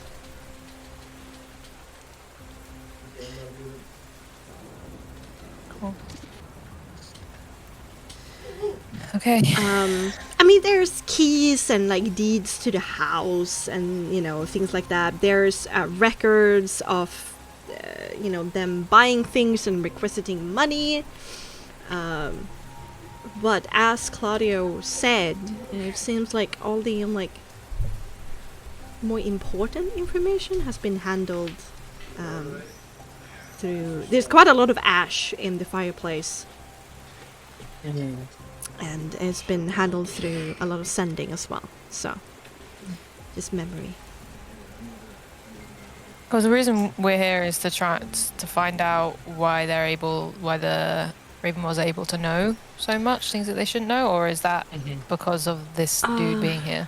You do actually find, yes. You do actually find a very bulky and awkward book. And looking into it, it's not really a book. It's a list of names, their physical descriptions, and then attached to every name is a small, like, glass container, like just a little square is glued onto the page, which contains one lock of hair and one drop of blood.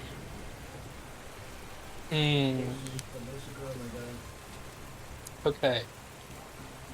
Would Titania, as a divination specialist, recognize those as scrying materials? For sure. Yeah. And, Titania. Going through it all, like, there's a bunch of different agents listed. Their numbers. Some members of the church, some higher up members in, like, the military organization of the church, the bureaucratic branch of the church, the priestly branch. And you also... I don't think you would be important enough, I'm sorry to say. That's good. It means that they couldn't have been spying on us this whole time. But it does have Titania and Acheron. Oh, fuck. Mm-hmm. Oh well. Titania will open the book and say, they didn't need willing liaisons. If they had this, they could just spy on whomsoever they wished. Whoever was using this. Have the agents left yet? The Falcons? Yeah, I mean, at this point, as you go through it all, they just basically quietly took their clothes, and by this point, they are leaving. So if this is the last point, to stop them if you want to. Otherwise, they are going. Titania will call out to Claudio and Beck and say, "We found something of interest. Do you have any idea who might be using this?" And we'll show them the book of materials. Any spellcasters powerful enough to scry upon those listed in this book with the materials? Karina looks a little bit confused, a little bit concerned. The three falcons look at each other and they all nod. Who? I mean, Titania, isn't that obvious? It's kind of our job.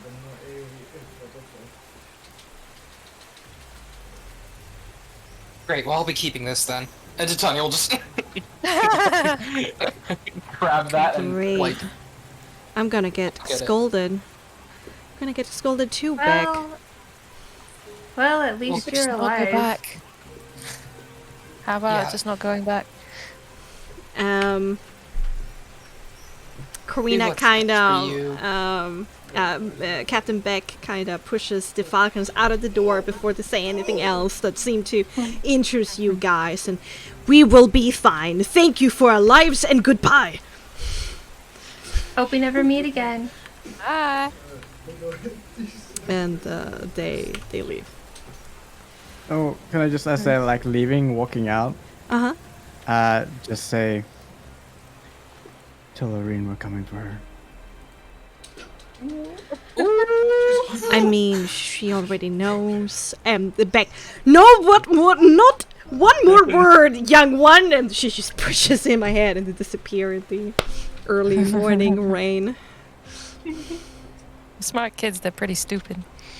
They always are. Titania's gonna cast message and towards Claudio as they're leaving and just say, "It was nice to see you again. I hope you do well. Good luck out there." I mean, it's not really nice to see you. This is gonna put me into trouble. Stop? There's always other options. I believe in you.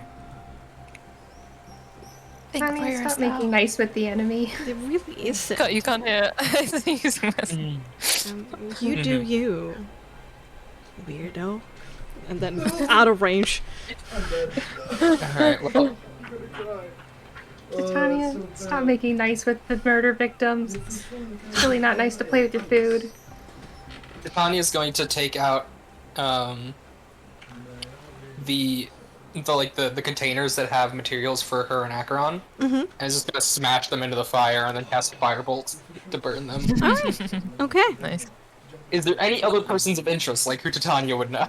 She's gonna hold on to this for her personal future use. Oh, somebody you know.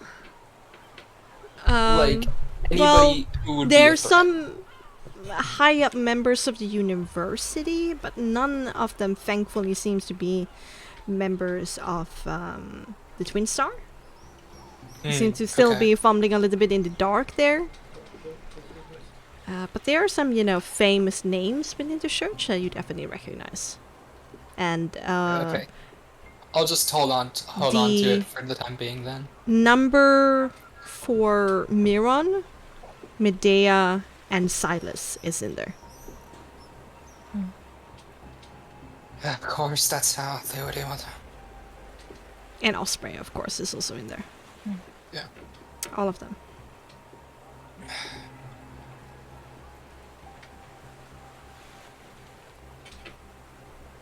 Tanya will just close the book and pocket it.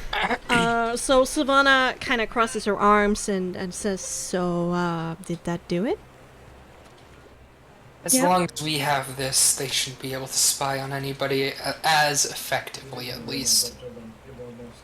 And unless they make a new one. We should have killed them. Another It's gonna be hard to get all of that material again. The organization required to get all this material in one place is extraordinary, and frankly, this should buy us at least a few weeks. It's Vado's time, but we should have killed them. It's the only way to be sure. There are more people with potential for the spell in the program, more than just those 3. We didn't need to kill them. It gives them an opportunity to do better in the future. They won't. Well, we still have busted their headquarters, so that should put them in a bit of a bad light to the Ravenmoors. I question if they can trust them or not. So, this is great, guys. Good job. We did the thing. This is a big damage to their network, and... Ginevra, could you show me those spellbooks you got from them? Yeah, I'll hand them over. And I'll also let Tia know, like, by the way, you might hear it, but my name really is Noko Miss. That's my Embracer name. Embracer name? Original, isn't it? The OG, yeah. That's my real name. I mean, the Embracers are my OG. That's pretty brave to put out there. I mean, I prefer Sylvana over my own, so... These people are trustworthy. No, miss. I'll keep in mind. I mean, at this point, I wonder if I can trust myself, but... Yes, okay. We are gonna go from this place before the stars come back and they wake up and they look at it. We gotta go, come to my boat. I think you will like it. Alright. Okay. Okay. Also, out of character, did we ever get our gold reward for that? Oh yeah, you did get 1,000 gold coins. There is half of it is platinum, and the other half is gold coins. Okay. So it weighs poison the turkey, Acheron? Wanna poison the turkey? Always. Okay. Alright, okay. And you guys follow Sylvana as the surviving Storm Guard. Take whatever they're able to scavenge from the area, anything of value. They know what they're doing. And you go running into the night. Actually, we should go with the rainy version. Onto the Storm Guard boat, and you kind of like there's cloaks over your heads, and you make sure that nobody sees you, and you step onto the ship as dawn breaks. And with that, we're gonna go for a very short break. tiniest of break, guys. Just go to the toilet if you have to. Cool. I'm gonna go refill my water then. All right. Yeah. Be right back. Tiniest of breaks. Come back quickly, please. We don't have much time.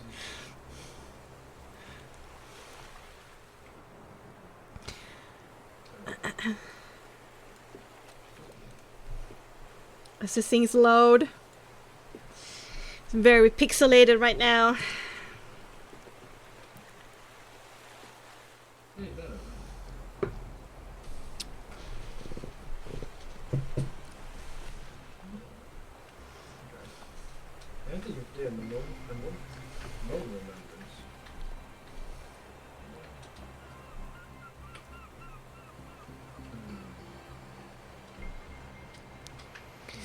Oy, oy, oy.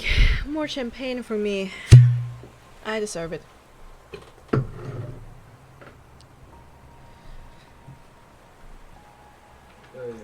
And more champagne for Yoey too. There you go.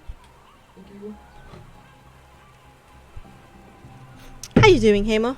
Hope it's good so far.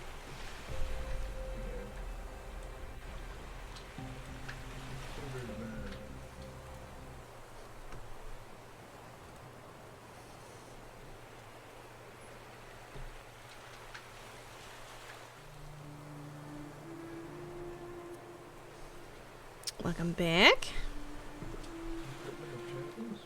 Hello. Good, very good, Hemo. Water has been refilled. Good. Champagne for me.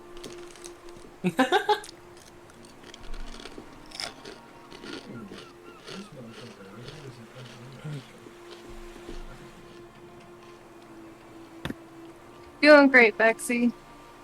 Am I doing good? Yes. Thank you. Yeah. All things, you know, especially considering the circumstances. Yes, you're doing wonderful. Good. Very good. I take my time to plan. I was writing so much today. So much. And I had to open as well, so came home at like 14:30. I'm like, oh my god, time is ticking. Let's get cracking. You muted. I'm sorry. There we go. Welcome back. Welcome back, everybody. Thank you, thank you. Pour myself a dram of whiskey for the occasion? Hell yeah. Oh, very Heck nice. Yeah. I don't have What whiskey, kind of whiskey? sadly. Yeah, this is an important question. Please do not say Alaska? Jameson It? Let's say Haig. It's the Jack worst. Daniels. or famous grouse. Grouse Jack grouse. Daniels. Not Jack Daniels, please. That would be the Not worst, Jameson, actually. please. It would be bourbon. Listen, we all know the best type of whiskey is Bourbon is a the type of- rebottled whiskey that you get at a party store for like $15 under the counter when you're No. like, yeah, that's like the best whiskey. Whiskey You have in a no bag. idea what it is, That's where where it's it came from. Okay, okay. at. Label 5 bourbon. Then not really whiskey, is it then, Hemo? Well, it's a type of whiskey. It's just rye based, right? No, we are whiskey elitists in this Discord. Okay. I mean, if We're any Discord, Yes. I guess it would be this one. That's where we're at. Vi dricker jamesa. Okay, sorry. Let's get back to it immediately. Exposition time. So, you step upon the boat of the Storm Guard. You're welcomed by a very hearty, rotund captain with a glorious beard, but a serious glint in his eyes. But Silvana kind of immediately heralds you into like a private room in the bowels of the ship, and with the rocking and that white noise of the thunder and rain and the waves and the creaking of the wood itself, she gets down to hella business. She informs you of the lay of the land. She introduced you to the remaining nobles of the city, who are turned a bit more mafia bosses in the power vacuum the Ravenmoors left behind when they cleaned house of non-loyal people of the town. There are also clan heads, which are the old rulers of the old woodish coast before the empire came and changed the map of power, and therefore favored by Count Alexei, who also claims bloodline heritage to the old clans and wishes to restore their culture and put them back into power. She also introduces you to disgruntled Strasse of the city, who some of them do not like being underneath the enforcer's boot, and their highest ranking leader that remains alive is Major Edith Bain, and she always looks out for the best for her comrades, you learn. She introduces you to the other guilds that have ships and representatives here, with some combat-ready people if necessary. You got Night Striders and Low Cloaks. The Ravenmoors have been stripping the area clean of natural resources, as well as the houses themselves, and everything they contain to sell to the auctioneers and merchants of the Night Striders, who in turn pay the Low Cloaks for the grain and imports, and Stormguard for their wood imports. But recently, the Ravenmoors have stopped making their payments to the Night Raiders, and the Night Raiders have already made another installment of money to the Low Cloaks and the Stormguard, but not a full payment for another full ship of grain and wood. And so the Night Riders, Low Cloaks, and the Stormguard are all concerned that they haven't been properly paid yet for their services given. Lastly, she introduces you to the Underground Rebellion, who consists mostly of pro-Rionish and pro-Lysander civilian loyalists who are ready to take back their city from the clutches of evil heretics. Sylvana then suggests, after putting all of these groups of people in front of you on this map of power and struggle, that she recommends that you approach each entity in as much discretion as possible, and then persuade them to believe the truth about what the Ravenmoors intend to do. That they intend to open a portal to invite another god in. Which will be, frankly, unfavorable to all. The guilds wants to get paid now.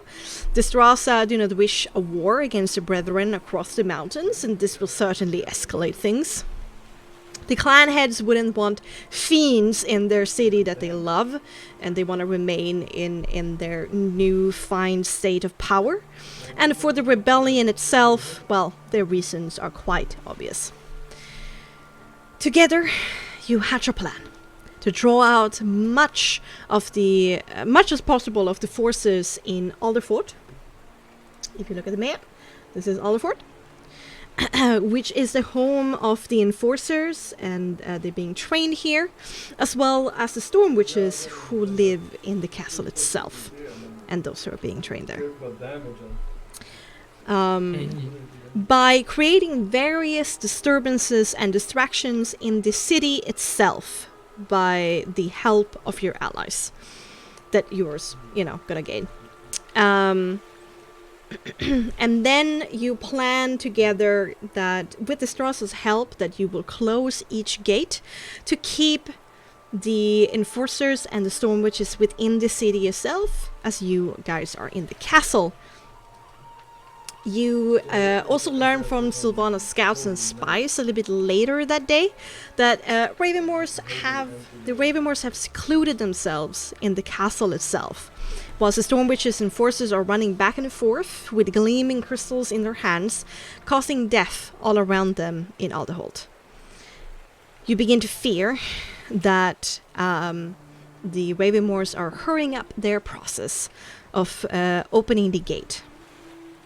And you, in turn, must hurry to secure all of these diplomatic relationships to get these distractions that are necessary. Eventually, when you meet the underground rebellion seeking the signs of dawn, you make easy friends with them. You learn the last piece of the puzzle, crucial information that you need for this brave plan of yours. Contacts have informed the rebellion that the Ravenmoors have for weeks been employing poor people from the slums of Netherley with renovating the castle, in quotation marks. This has been a farce. All they have been doing is digging and digging a hole through the majestic hill that is Aldous Rise, a great tunnel that connects with the bowels of Alder Castle and comes out into the rather accessible slopes, but protected by illusion magic. All the laborers were killed after the project was finished to try and cover it up, but a child who was there to help their parents managed to slip unnoticed and have been taken to the rebellion, protected by them, and told them everything.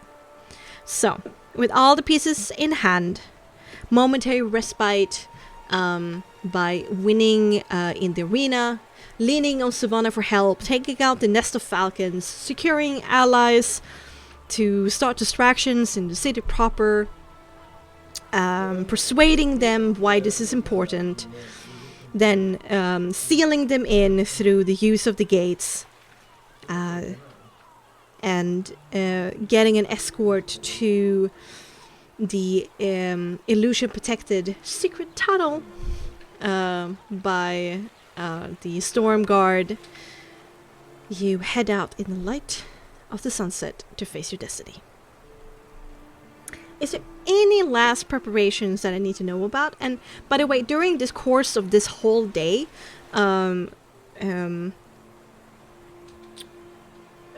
which injuries do we have in the party right now? We have a broken arm. We have a Poisoned. Poison. Still poisoned. Fuck. I'm poisoned forever until it gets fixed. Yeah, we have cancer. But Aaron's problem is not. You're muted. You're My problems is like minor cancer that will get fixed with any heal that's above a certain level, and just a little bit of cancer, and then minor nerve damage that my resolve already beats any DC, so it's like a non-issue. I'm just constantly, with a mild migraine. major liver damage. So they're able dying to days, help you by souls that they carry on their own. They have their own soul gems. Seems to be a well-guarded secret. They're able to help 2 out of 3 injuries. So I guess that that would be Acheron and Titania then. Cool, hopefully. I'll keep my cancer, I guess. Listen, disadvantage every day maybe is bad. Yes. Yes, it is. Also, does Titania have the time to work on getting some new spells into her book at any point during this? The spells that are actually in these spell books are either already in yours or in Osprey's. Okay, cool. Excellent. Well, I was hoping to get a couple from my existing list, so just to see if I can get some extra tools. Sorry about that, but I kind of drew upon like the general Falcon pool when creating that. Right. Yeah. Regardless, do I have time to get some spells? You are running between quite a lot of meetings, but you might be able to sit out 3. I will leave you 3 hours this day. The rest is just work. Okay. I'm going to, from Titania's spellbook, get Mystery 2 and Mystery 4 then, and hope for the best. Mystery 2 and Mystery 4. Oh my god, I need to look this up now. Fuck. Do I have time to tattoo myself? I have a tattoo kit with me and I never got to use it. I mean, you got 3 hours. 3 hours of downtown. I'm gonna tattoo my face. Wait, are we getting tattoos? Why are we getting tattoos? Fuck yeah! You know what? Give Akron a tattoo while we're waiting. All right. Actually, I love that for the story. BK, right? Wait. But like, think about it's perfect for the story though. Actually, yes, I would like Ginevra to give Akron a tattoo if we have the time. Fuck yeah. My bar life. I'll just roll for it. No. Thanks for the follow, my bar life. That was 20 minutes ago, but thank you still. Wait, which mysteries and from which spellbook was it? Titania's spellbook, Mystery 2 and Mystery 4. I'm just hoping for... Mystery 2 and 4. Okay. Just hoping for the best. I have to essentially gamble on whatever the spell might end up being. Yeah, I mean, it makes sense. Yeah. You're feeling lucky. Oh. Are you feeling It's a shit tattoo! You know what though? It's perfect anyways because it came from you. Oh, this is sweet. Ooh, okay. I got comprehend languages and hold person rusty. team. Yep. Whole person, you say? I got another combat spell. Holy shit! A 6. Wait. You have a tattoo kit. Do you have the capability to tattoo? Like you have that as a skill? Yes, I do. Okay. I do in fact have it Did as you a roll skill. that with dexterity? I have on my sheet that I have +3. My dexterity is a +2, and I have half a thing in it, so I think that makes it +3. Okay. Yeah. It certainly could be better. It's not a total catastrophe, but it's a bit questionable.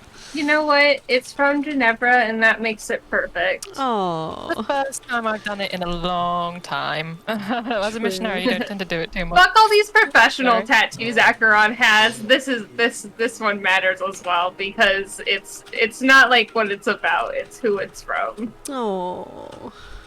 That's so sweet. That's the sweetest, guys. I'm very cute sometimes. It's because it's. I have no reason to not be Also, cute. I before guess. we go meet our destiny, I do want to cast Mage Armor, and I can use my spellbook now that my arm's healed. Yes, you're able to. Natural 20. Cool. You got that. So. Nice.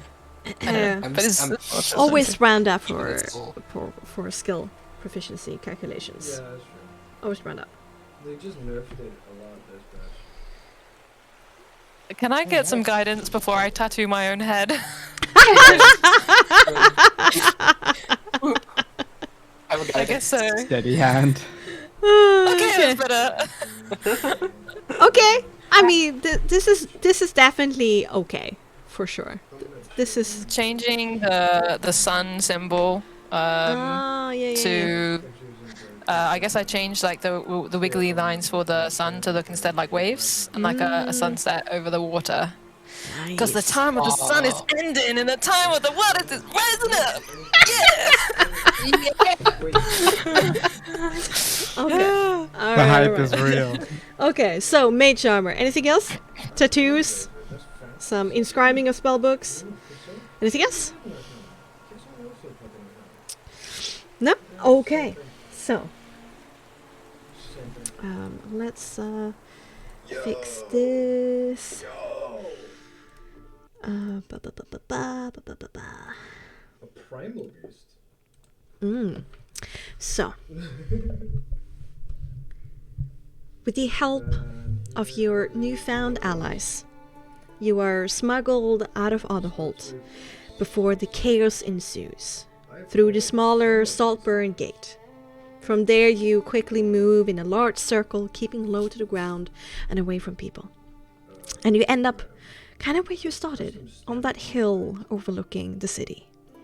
With you, you have a small group of Stormguard sailors ready to escort you and take care of any issues that arise on your path.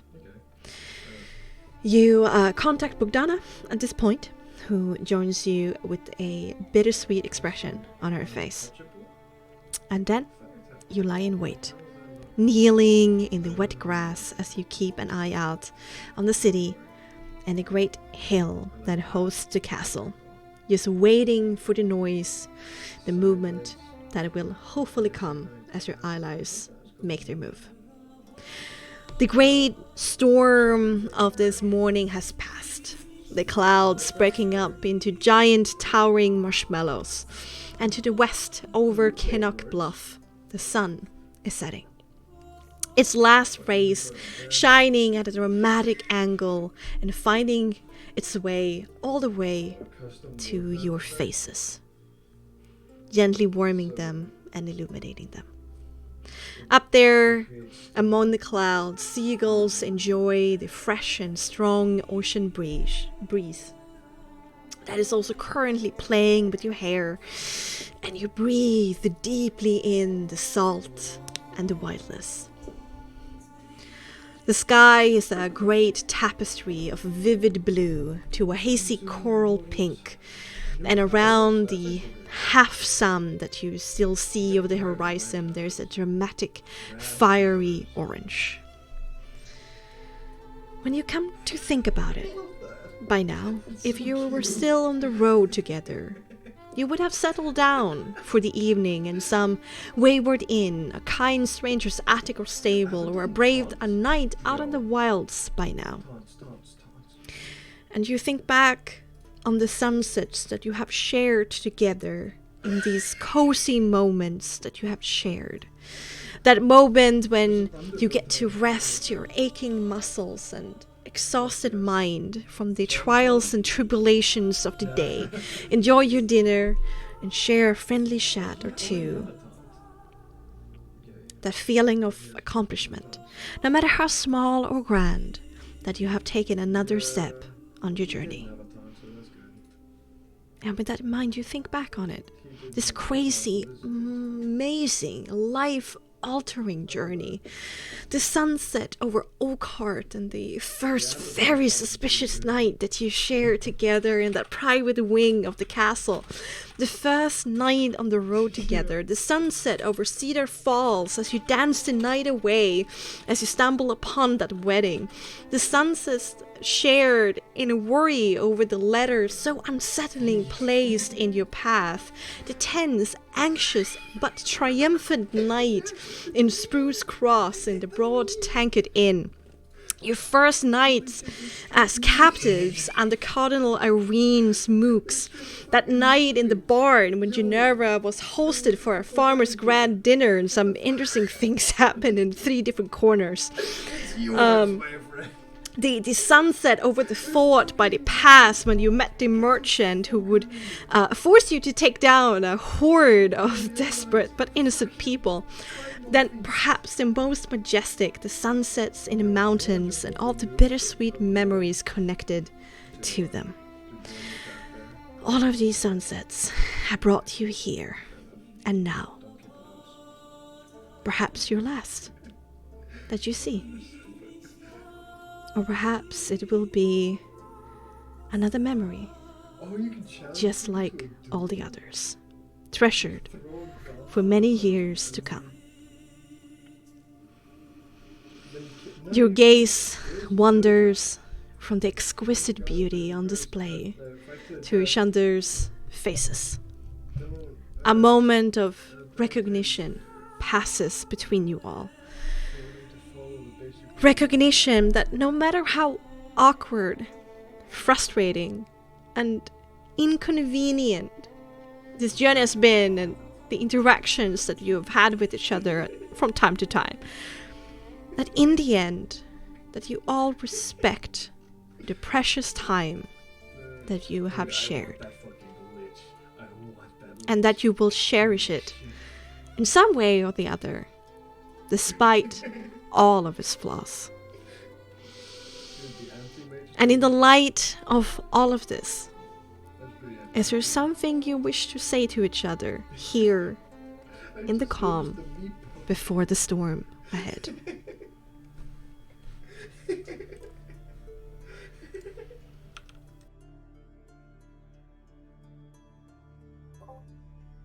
Anya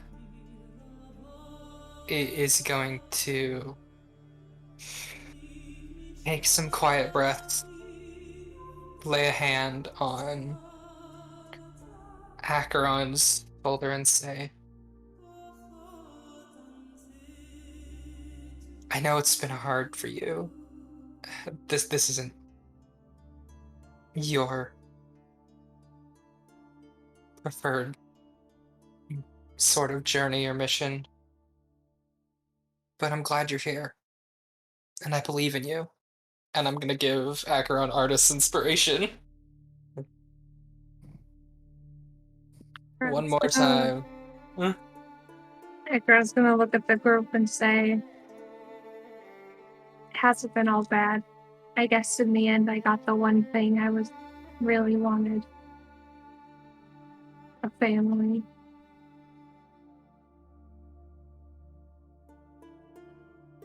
And if you're willing, after this, I would be happy to share my home with you too.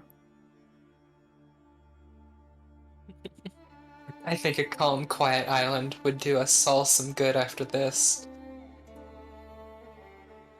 At least for a short while. Oh.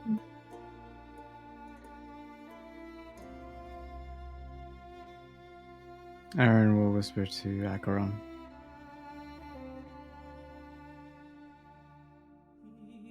That rock you're holding for me. You can put it down. Smile. Where exactly are we again? We're like on the edge of something? Or metaphorically or actually? Yeah, we're on a hill overlooking the castle. I mean, basically both. Yeah, you're on this hill where you kind of started, overlooking the city and the castle from afar. Acheron's gonna take the sad rock out of their pocket where they've kept it for Aaron, and you know what? Why not just chuck it? Get rid of it. We don't need it anymore.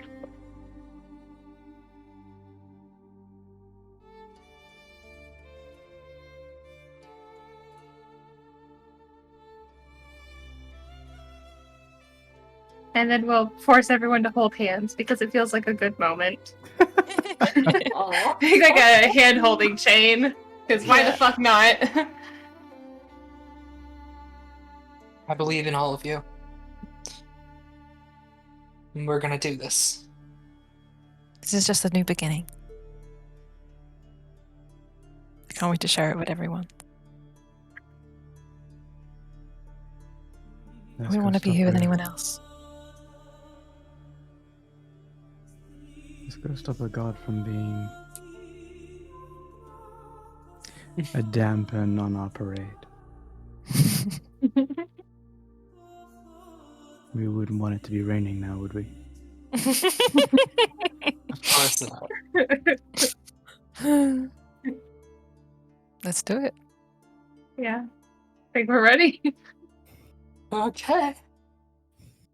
Are we though? Are we? Am I? Ever ready? No, but it's never gonna happen, so better just do it anyway.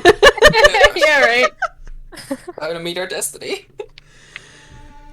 Okay. Surely nothing can overcome the power of friendship, right? You wouldn't want to spread that message, would you, Bexxy? Well, we shall see. I believe this is where we all like start glowing and some kind of giant mech gets summoned. It's suddenly Gundam. It's the Care Bear stare. I was don't bring the Care Bears into this.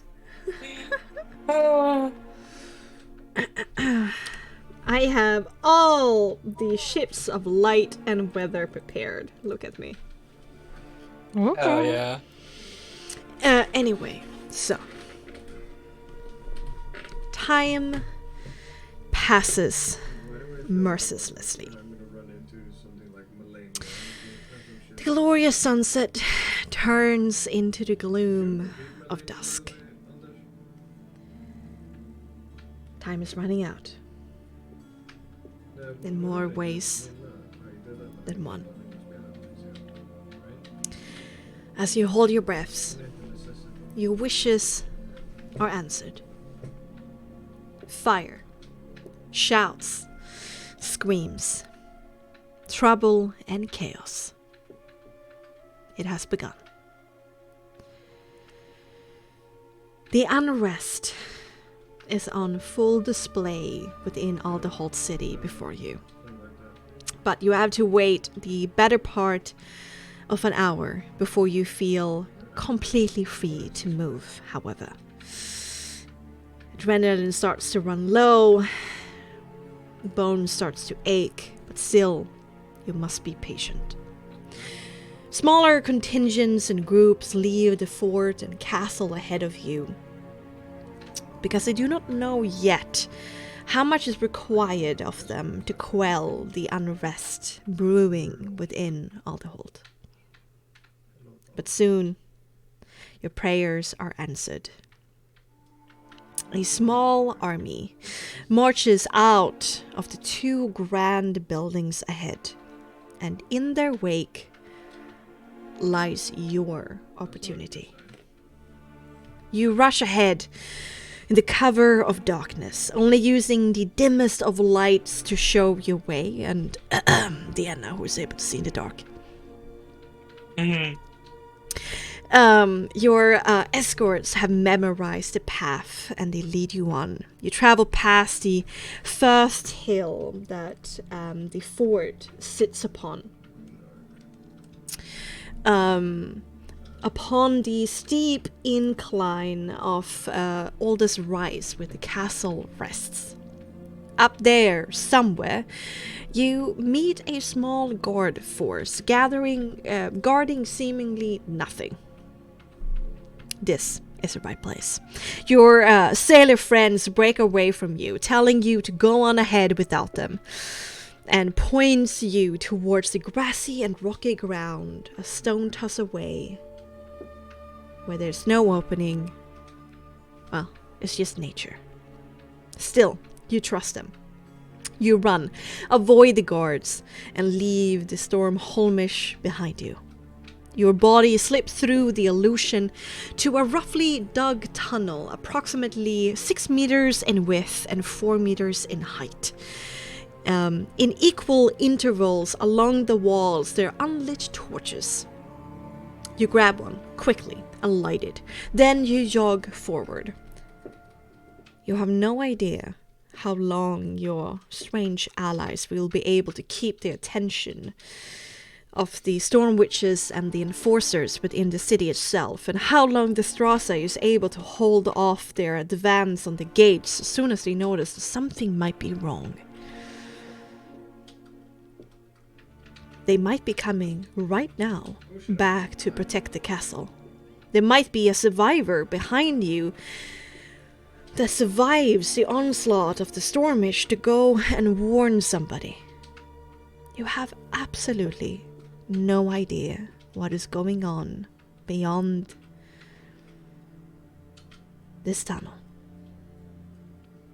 And so, you are working on a clicking time bomb. So you run. There's a tiny incline during this hallway, and soon you develop a healthy sweat. The ones you do not have, well, basically all of you do not have any bonuses to vitality or even negative, certainly keep the rest behind. A group is only as fast as their, slowest member. After a good 5-minute jog that has been hell for certain people, the tunnel opens up, but not in width, but in height. Far above you to one side, you can see some worked stone and iron bars looking down the tunnel below onto you. And underneath it all, there's a side iron door leading off into another section of branch. You have no idea where to go, and so you decide to check all angles. The door opens and you travel a few meters in the smaller tunnel into a large room that has a stone staircase that goes in a half circle up and above and behind you to several cells. There are several prisoners in here.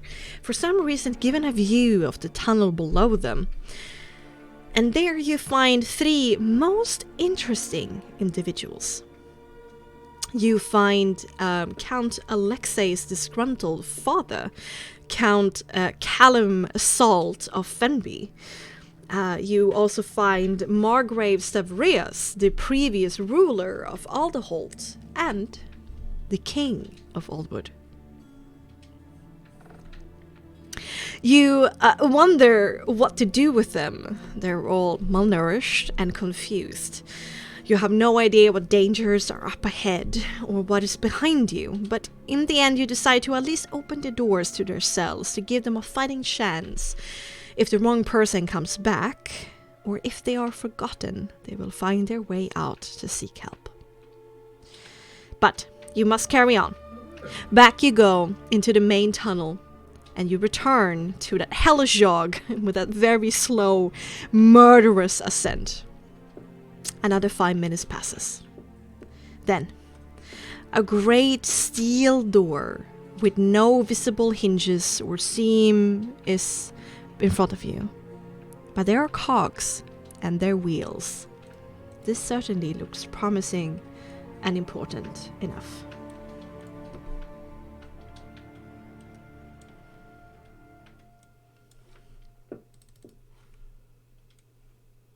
By the way, Anya will stop go looking and at start the stream. mechanism. If you have not already, please don't look at the stream. There's stuff going on. No, look. Good. There you I all see are. a box. That's what I need. Yeah, you kind of, this is the tunnel, and in front of you, the grey thing is the steel doors. Oh, it's her. We love her. I Yeah, have we just, booked I ours. see just dark. There is nothing. Hmm. Oh, well, We I gotta can fix see. that. So that's Zoom a out you a bit, problem. and then maybe it's all the way to Yeah, the left. it's to like the side. Okay, here. Gotcha. Yeah. Yes. There we go. Here you go. Sorry about that. It's not just white this time, so that's a good sign. Well, I made this map 3 hours before we started play. Not animated. No. Oh, I see. I prefer the lack of lag. I like this. Okay. Let's see if we can figure this thing out. Titania will begin inspecting the mechanism quickly. All right. Make me an investigation cunning. Can I attempt to Investigation, cunning. hear Guidance. through? Can I It's like hold up very some? thick and it's like door to ceiling. Okay. Mm-hmm. Fair enough. I'm gonna like cast a light on my finger and hold it to give Tia light as she looks for the mechanism to Very hopefully nice. help out. You have a torch with you, but that definitely helps. No, All no, right. but this is like better. It's not like flickering flame. Yeah, This It's is magic, better. okay? And it's This- my magic, yeah. so it's This better. is magic. It's better. You know, it's not like natural and stuff. It's like super Maybe good. more reliable. Because Does I'm that just act as better, an because you action? said Enna. Yeah.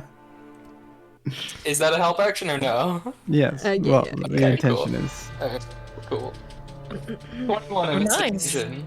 I made a difference. Okay, It did I make a mean, difference. looking at the That's better. cogs and looking at the, oh my god, the machinery that is kind of open into your view, the chains, there seems to be a heavy pulley system created to not put any strain on the one who opens, but what is required is that the 2 wheels at the walls both are turned to a certain degree.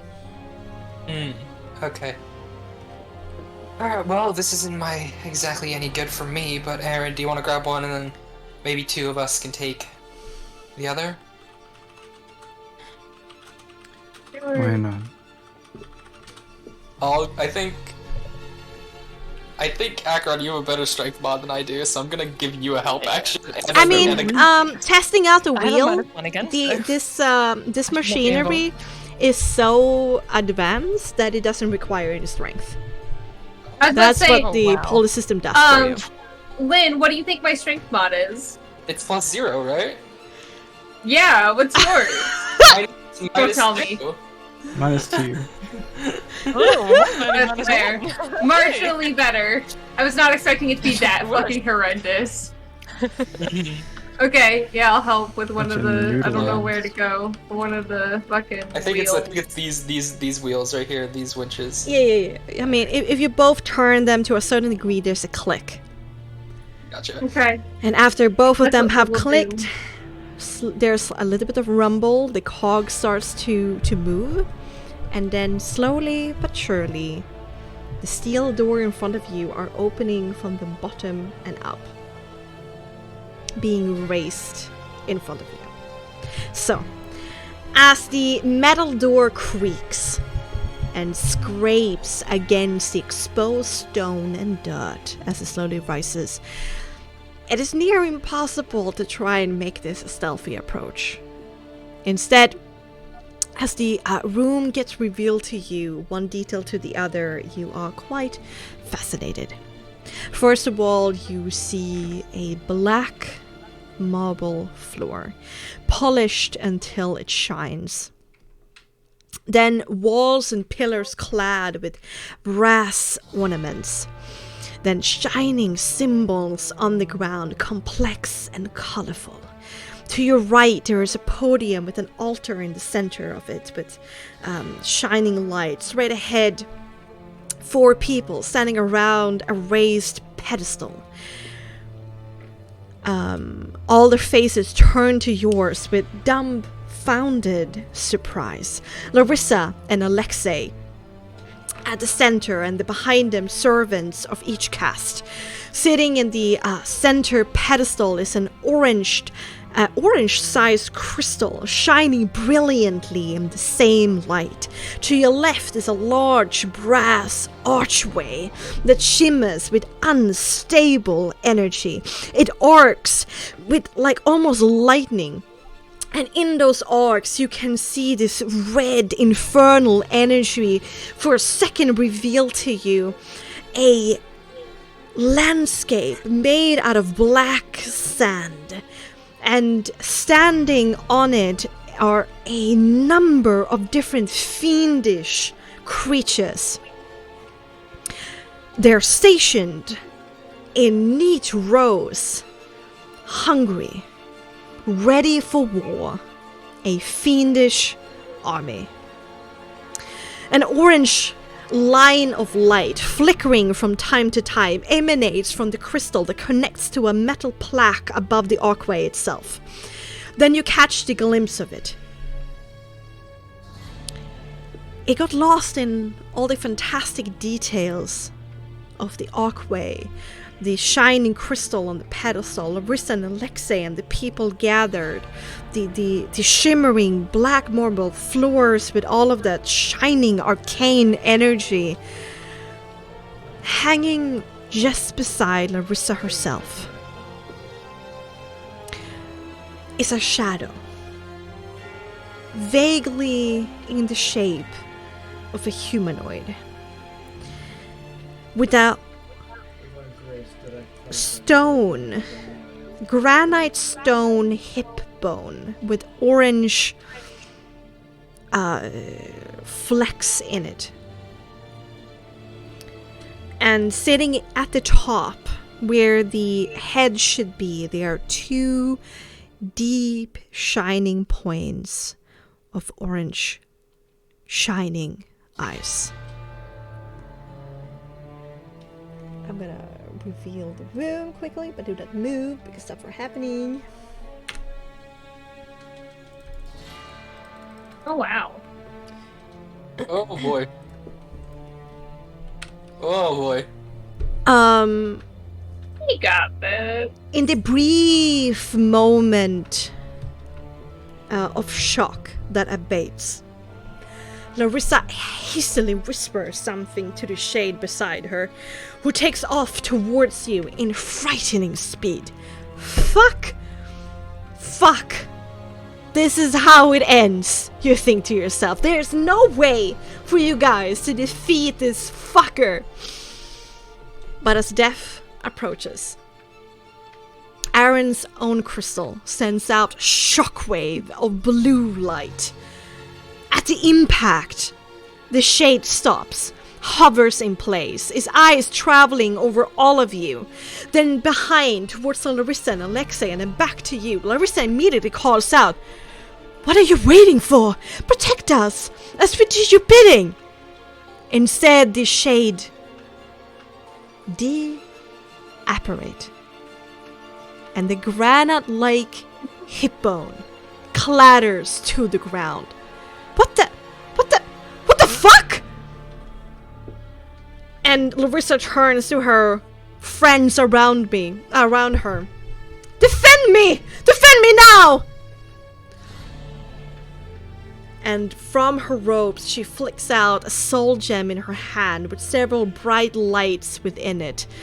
And her 3 companions turn to face you with their weapons drawn. Are you gonna try to talk this out, or do you wanna respond to this ability by rolling initiative? Titania's immediately going to run and try and grab whatever it was that dropped on the floor. And just, like, throw it backwards. Like, okay. Away from this ritual, and hello, boyfriend. Preferably in our hands. Well, okay. If this Sounds Titania... like combat to me. Okay, Yeah. Combat. I mean, what are we gonna say? No, that's a bad idea. It's manipulating you. Nokomis wants the ritual to happen enough that they can, at the last moment, whatever Lepawana told her to do. So if she feels like that's, it's at that point, then she's happy to just get rid of these guys. Or if... Alright. Yeah, Ginevra's kind of the one with all the stakes here, so it's kind of up to Ginevra. But the thing is, Titania, as soon as you move forward, there's hostility in the people in front of you. So continue moving forward to go for the hip bone is going to be met with aggression. Yeah, thank you so much, think Bexxy. Everybody's agreeing on combat, so... Yeah, it sounds like combat. Alright, okay. Unless, Ginevra feels like, that this needs to continue before we get to that point, then she will go, wait. But if not, then quite happy to do combat.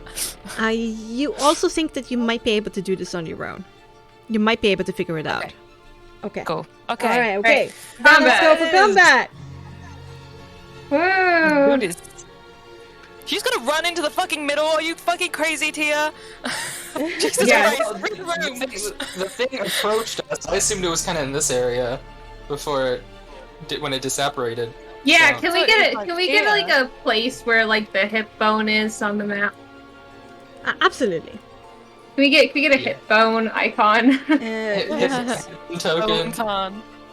Now is not the time for a poor initiative roll, Titania. Okay. I Bruh, don't want to class. Fuck.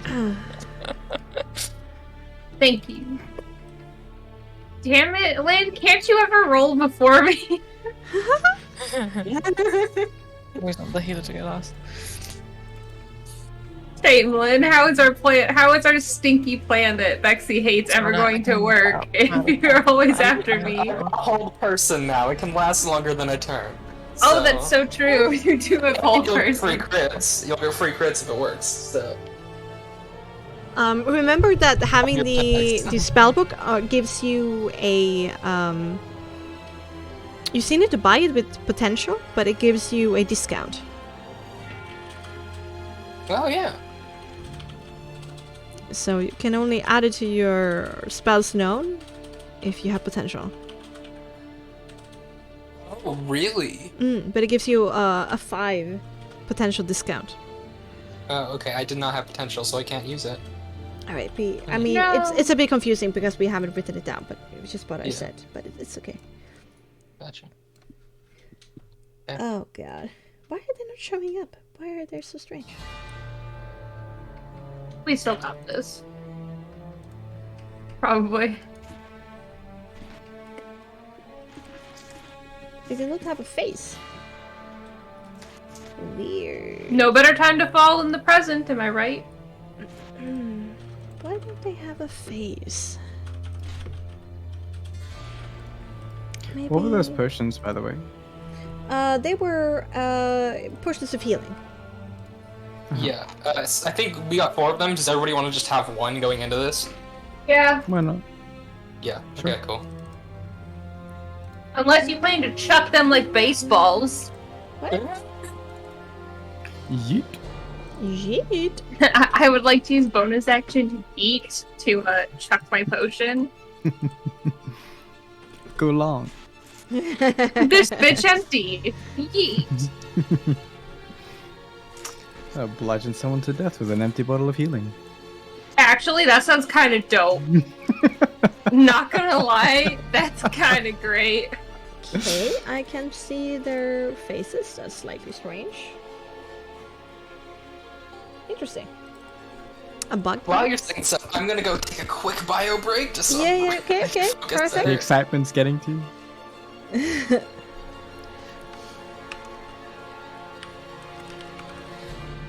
Also, I just have to take this opportunity to say I was kind of right about certain mysteries.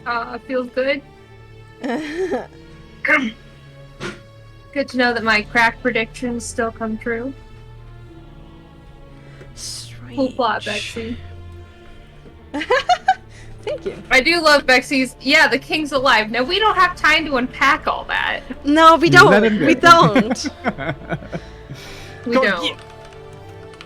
Get on back to your queen. we don't really. Bexxy, Yeah? is there anywhere in this room that looks like I could like feasibly hide behind it, or is it all a bit open? There's and- pillars. Yeah, Yes. but they're very skinny pillars, so I wasn't You're sure a if they skinny would count, girl. like, What do you want? Yeah. if I run towards the pillar, they can all see me running towards it. Can I really hide behind it? Well, hiding is not only about hiding where you are, but it's also about hiding your intention. They're not seeing Okay. you as a threat anymore, so it will be hard, but not impossible. Okay. There are statues that could be technically quite large that you could hide behind on this, the dais. Yeah, I'm imagining that it's. Go hide fairly- behind the dais.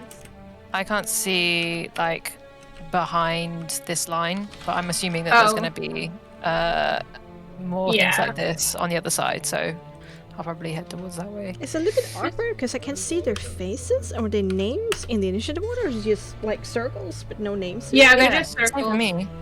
That is odd. Oh, But because you selected you selected the animation layer. It's above the actual tokens, Oh. and you rolled initiative for the token. No, of I the haven't rolled the animated- No, you could initiative. animate. I've just added. No. Maps Oh and yeah, also you I'm added fucking turns amazed. for the animated circle. So if you put okay, that onto if the I map put layer, that to the back yeah, or the map and layer, add turn. Oh, there we go. Okay, that makes a lot of sense. That makes so much sense. smart.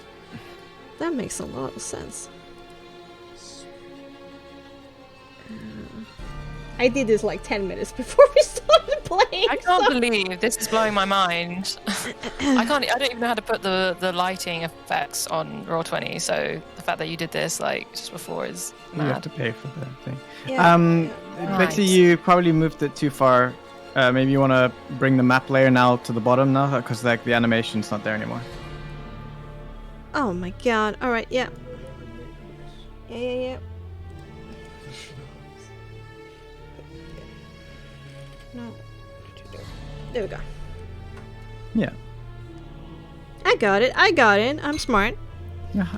Pro quality streamer. Okay. Wow. Bodana. That's a lot. Okay, I'm sorry that it took a while to figure out all of this. Be like that.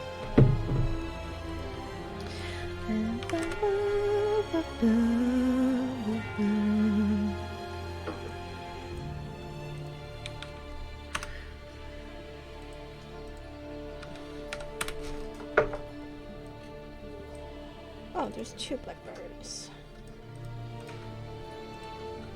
Okay, alright. Holy moly. Titania, Aaron, what's your dex mod? Mine's not here. I think Titania's. I think we're the same. I have +2. Okay. This map is so freaking cool. Oh, thank you. But indeed, for the lighting effects, I have paid. The other stuff is definitely B.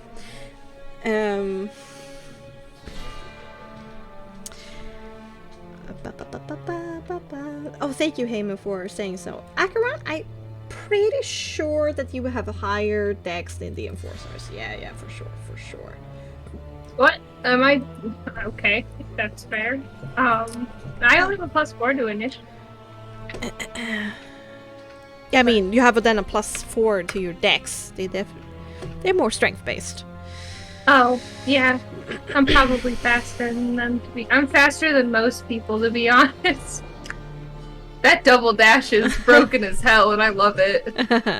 Alright, so we're just waiting for Titania to come back. Actually, this is the end of the turn. Let's get cracking. Right. Let's do it. Oh, and she's back anyway. Okay, Let's do this. God down. Okay. Actually, Oh god, yeah, they go first. Bogdana first. Oh no, Bogdana Bogdana goes. first. It's Bogdana first. Yeah. Titania, what's happening? your dex mod, Titania? +2. Is +2 for you as well? Yeah. Yes. We could roll if you like, but I think you said in the past that if we have exactly the same, theoretically we can choose who goes first. But I would like to keep it that way to just make things easier on everybody involved after you're chosen. So. I think Titania can go first. Okay, Aaron last. Okay, Yeah, this is that's the good. initiative. Okay. Alright, so you look at each other and you realize that violence is inevitable. And so you pick up your weapons and you charge ahead, starting with Bogdana. Larissa and Bogdana look at each other. And there's a recognition passing between their eyes, and Bogdana calls out, "This is it, old friend. I won't suffer you anymore."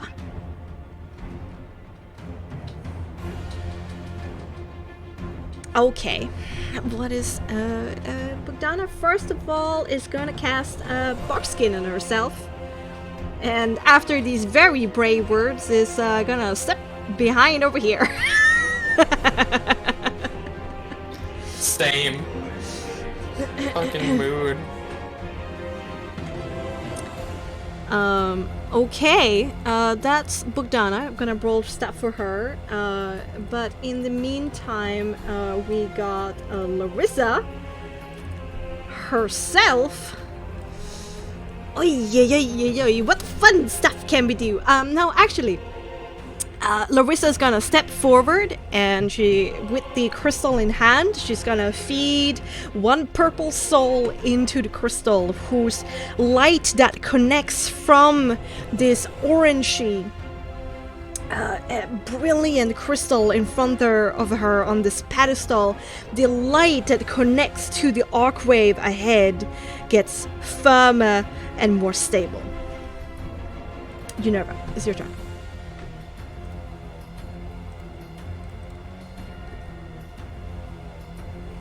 Go, Miss Ginevra. It's Gineva's turn. Sorry, I'm just considering what you just said. Did you say it makes one of the circles on the outside stronger, or did you say it's the thing in the middle that gets stronger? So there's a light that is not seen on the map that connects from the crystal to this metal plaque on the archway up here.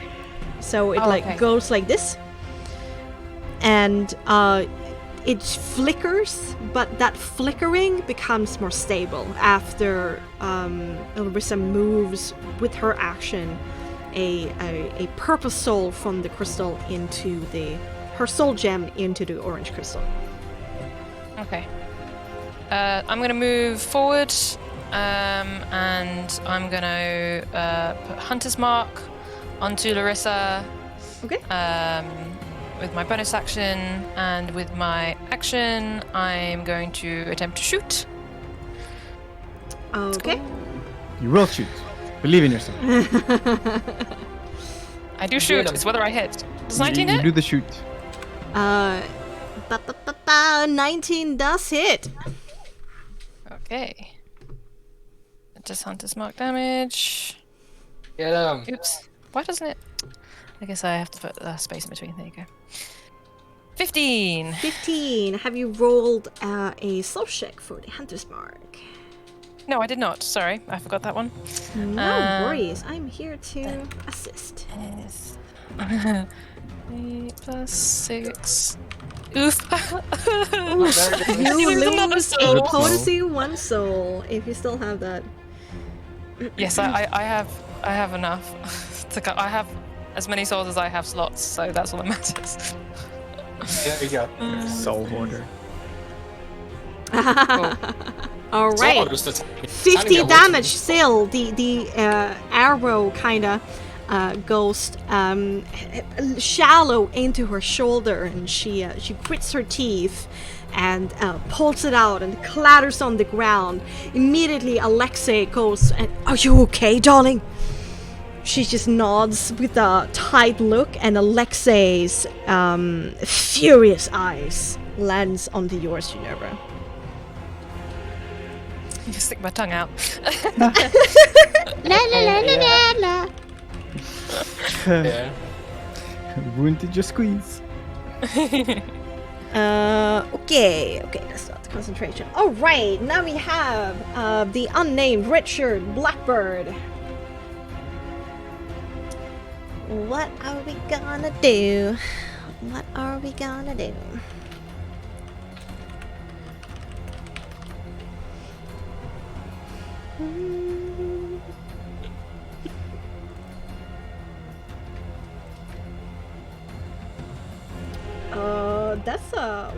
That's a lot of meters. Yeah.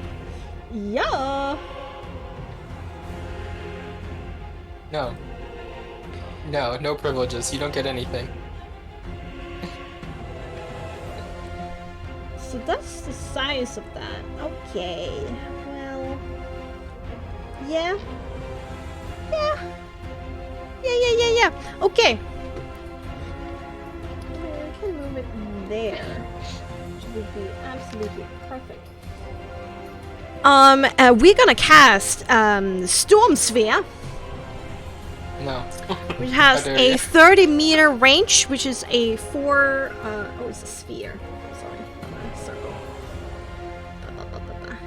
So it's like that instead. We still get the people that we want. There we go. And we're going to. Oh, no, that's fine. Okay, so when it appears or that ends its turn, there must succeed on a bronze saving throw. The area is also difficult terrain and it's loud as fuck. You can't hear anything. A bronze save? A bronze saving throw is a When it level appears. 4 spell. Yes. Going for your roll. Oh, nice. Who needs Jesus, that? thanks. Sorry. Everybody Yes. in the red circle. 1 second. Roll I 20 don't think hates me and it's- I still don't think that's gonna succeed, but that's about as good as I could hope for. let me look. What are the stakes if we lose? You're gonna take some damage. Yeah. That's fine. How much damage? Lots. Never mind. I'll add my artist inspiration to it. Right on. Erupting in the middle there is just this core of lightning that immediately 16 is enough. electrocutes and this area, the sphere around you, and send out these arcing bolts at equal intervals. So 16 for Acheron? Yeah. Okay. So Acheron, you succeed. Aaron, you fail. Titania, fail. Okay. And we have Bogdana as well. She has a +1 champion. She also fails. Having more strength than 3/4 of the You party. all take 6 points of electricity damage. Oh, that wasn't Lightning worth my d6. 6 electricity damage. Yes, That was indeed. not worth my artist inspiration. Lightning damage, and the area is difficult terrain. Ajax be like, who cares about difficult terrain? I got the mobile feet. When you lied to me. Alright, that's the end of that turn. Oh no, guys, you rolled so low. Yeah. Or you rolled so high. Yeah. Alright, so Alexei is gonna move over here, and he's going to take the dodge action. Alright, Agaron. Hate him. He knew exactly what I was gonna do. I'm gonna try. So dodge does what? Gives you disadvantage on all attacks for that turn, Yeah, or disadvantage. And wait, one. Just to see where I can get. 1, 2, 3, 4, 5, 9, 10. 1, Did 2. it look like he had, didn't want to step on the sigils on the ground when he maneuvered? Oh, make me a quick empathy composure. Me? Or No. Aaron, who asked the question. 1, 2, 7, The dirty 20. 9. Dirty 20.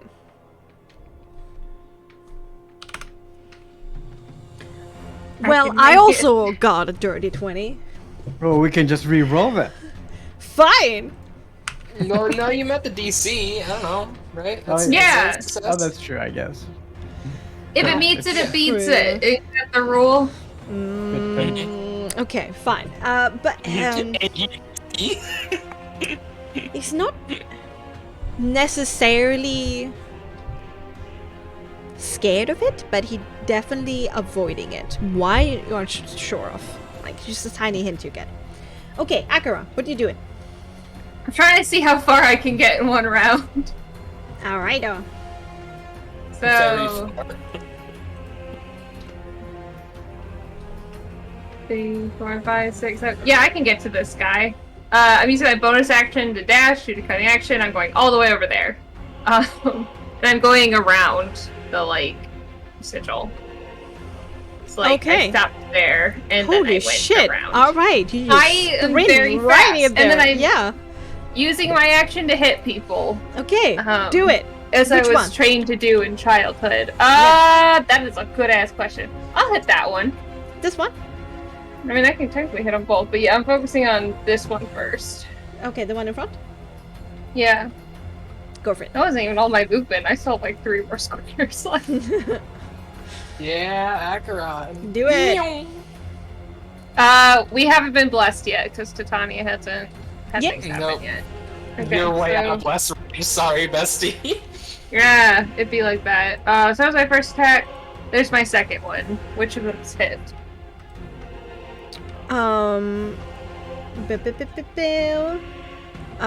The second one hits. Okay.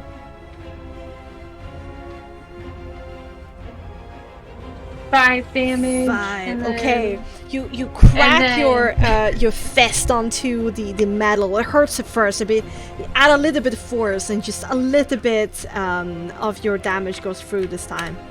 Yeah, something more. Yeah, and then I spend the rest of my movement to GTFO the 3 squares I have left, and that's my turn.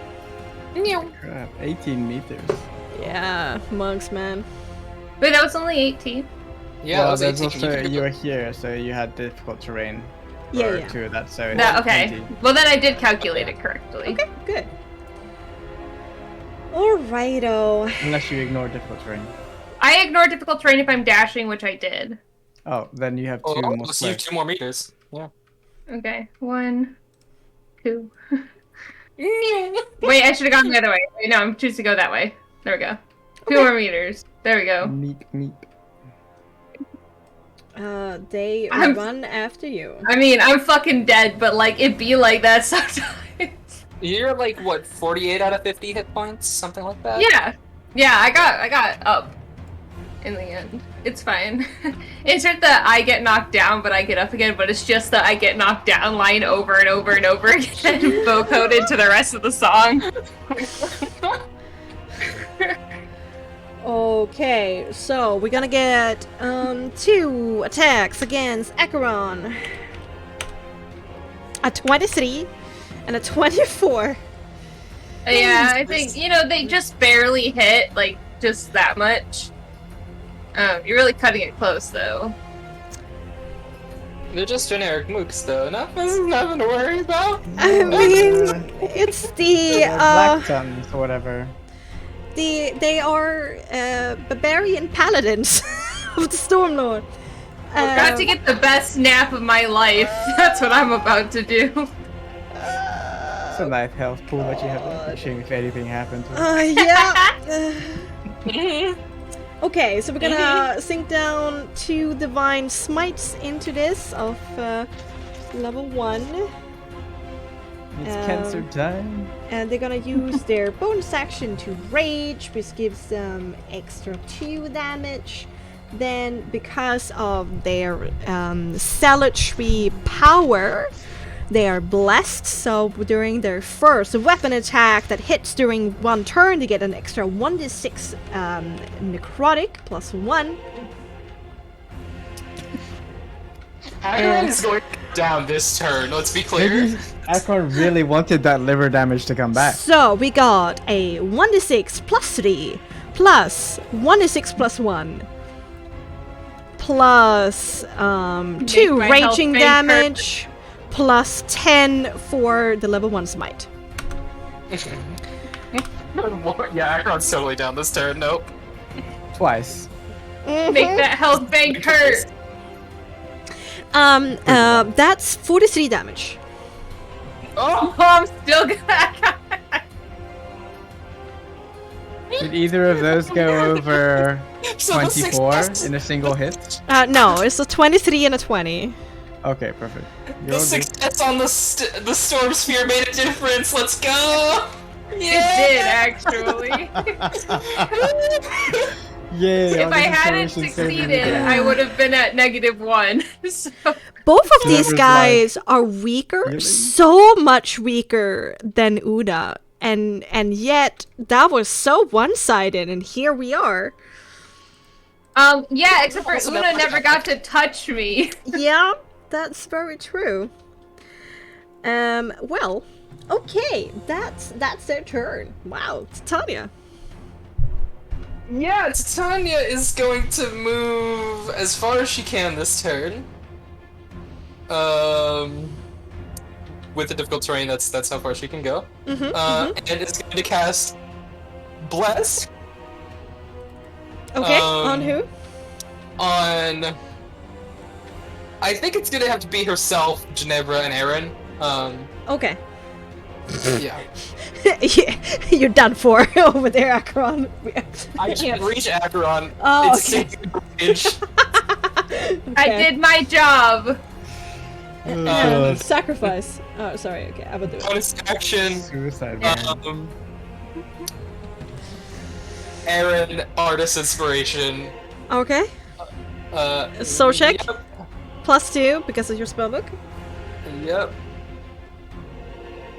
D20 plus 10. 28. Yeah, you're so fine. So fine. Okay. All right, Aaron. I believe in you, Aaron. As I'm just gonna step through. So this is difficult terrain. So I have 4 more movement. As I'm walking through, just like striding, basically. I like looking at the pelvis and summoning, like holding the sword with the glistening gem at the pommel. Look towards, was it Alexi, right? Yeah, in front of me. Yeah. Yeah, and say, I asked you if you were sure. You didn't know all the facts. That gem belongs to me. Oh. And I will cast my Radiant Soul as the armor floods through me again, and the misty wings protrude out the back. I will also, in that moment, as my bonus action, Yeah.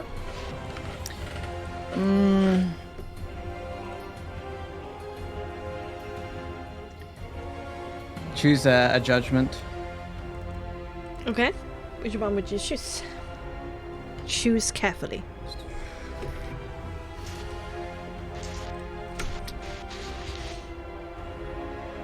I can't choose that one, I think. I will choose conviction. Okay, which means... I will heal every turn. Ooh, nice. All right, just the force of your will, just yeah, physically heals you. Okay.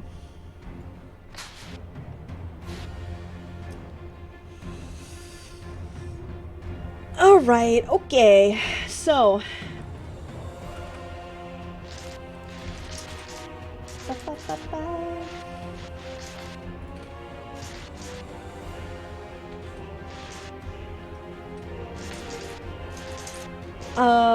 Bogdana actually ignores the difficult terrain. She's gonna move over here and she's gonna look to Aaron and say, "My boy, I'm gonna do my best to help you." And she is going to I'm pretty sure. Yeah. She's gonna transform into Zelia. No way!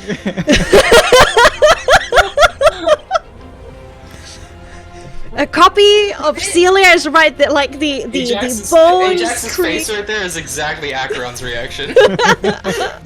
Excuse me, what? Excuse me. Hey, Acheron's like, I think that concussion's worse than I thought it was.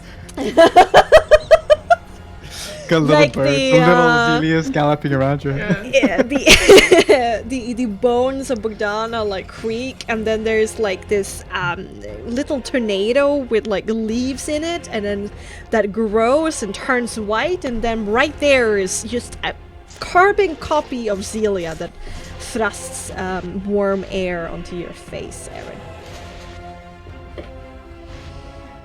Kind of tentatively pat her on the snoot. I know you're not the real Zelia.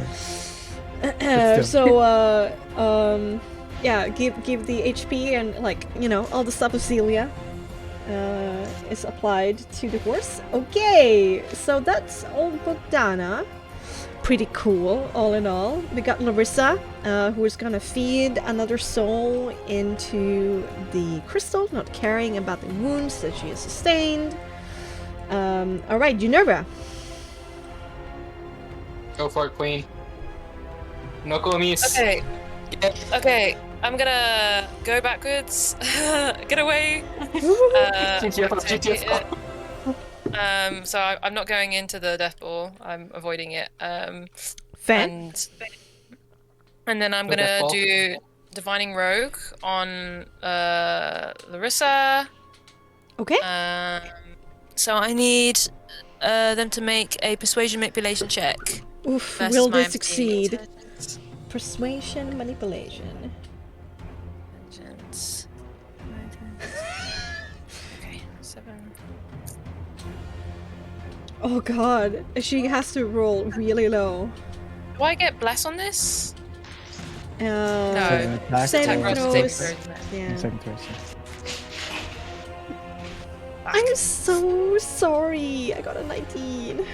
Yeah, that's fine. I rolled very poorly. That's fine. I still have Hunter's Mark though. Yeah, that you do. I will attack Same. again.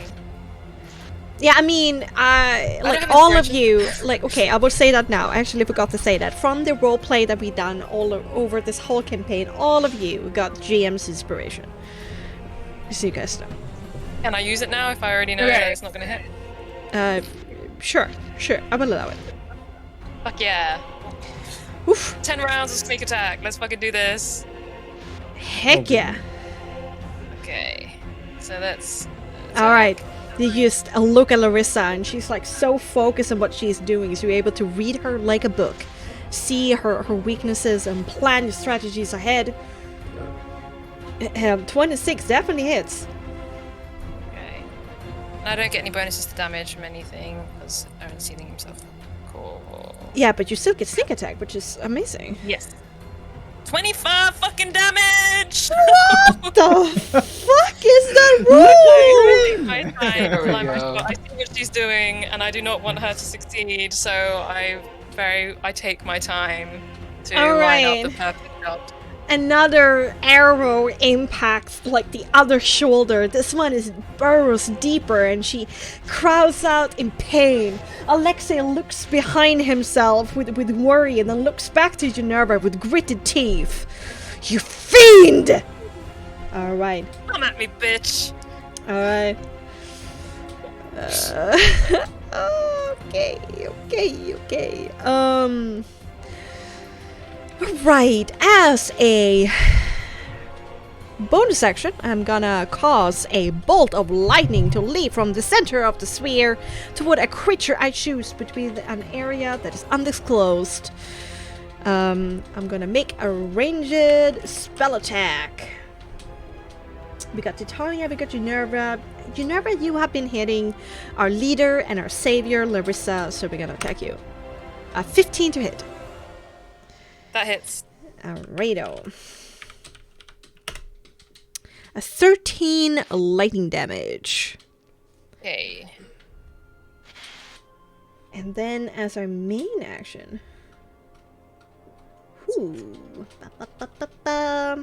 As our main, we gotta cast some lightning armor. Elemental armor, but it deals lightning damage.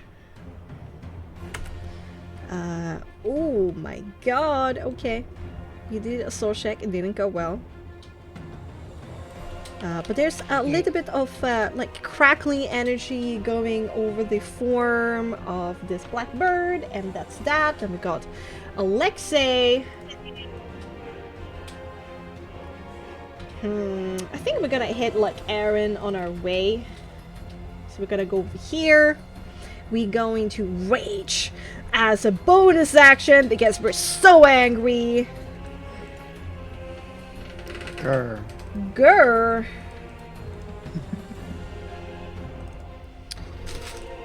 Oh my god, this guy.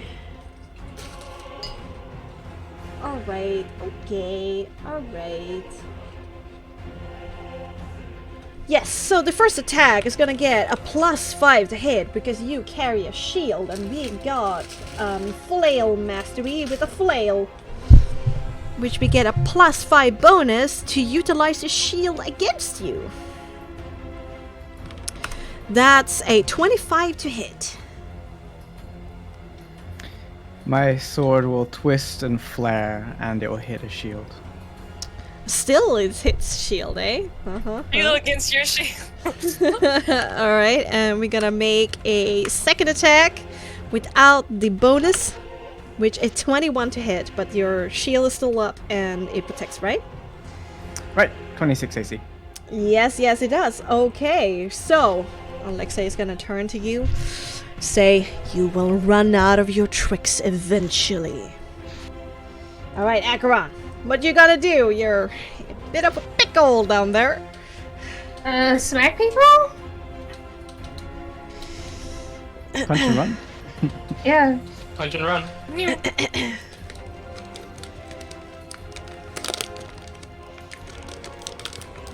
What?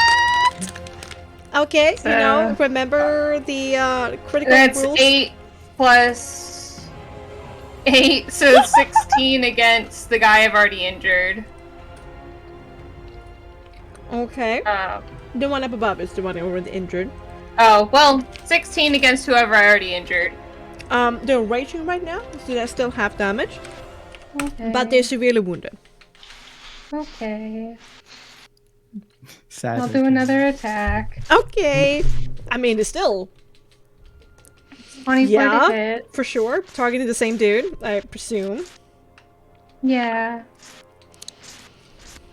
You can do this. Come on. It's another however many. 7 damage. All right. He seems very bloody. You like pawed him into the schnozzle, and he seems very dizzy, about to fall over. Like- but he's still standing. Like very, very bad? In comparison to HP, yes, but you don't know how much HP, you know, in total. How much his soul is able to take of physical damage. But he's looking battered and bloodied and weak. You know, fuck it. Gonna burn one of my mastery points for Okay. greater aggression just to see if I can knock this guy out. Okay, so 2 more attacks. And I need a strength saving throw. Absolutely. They're raging, And so also they get reactions. advantage. That's fair. Reaction. Oh, actually, never mind. I've changed my mind. I'm doing the no reaction thing.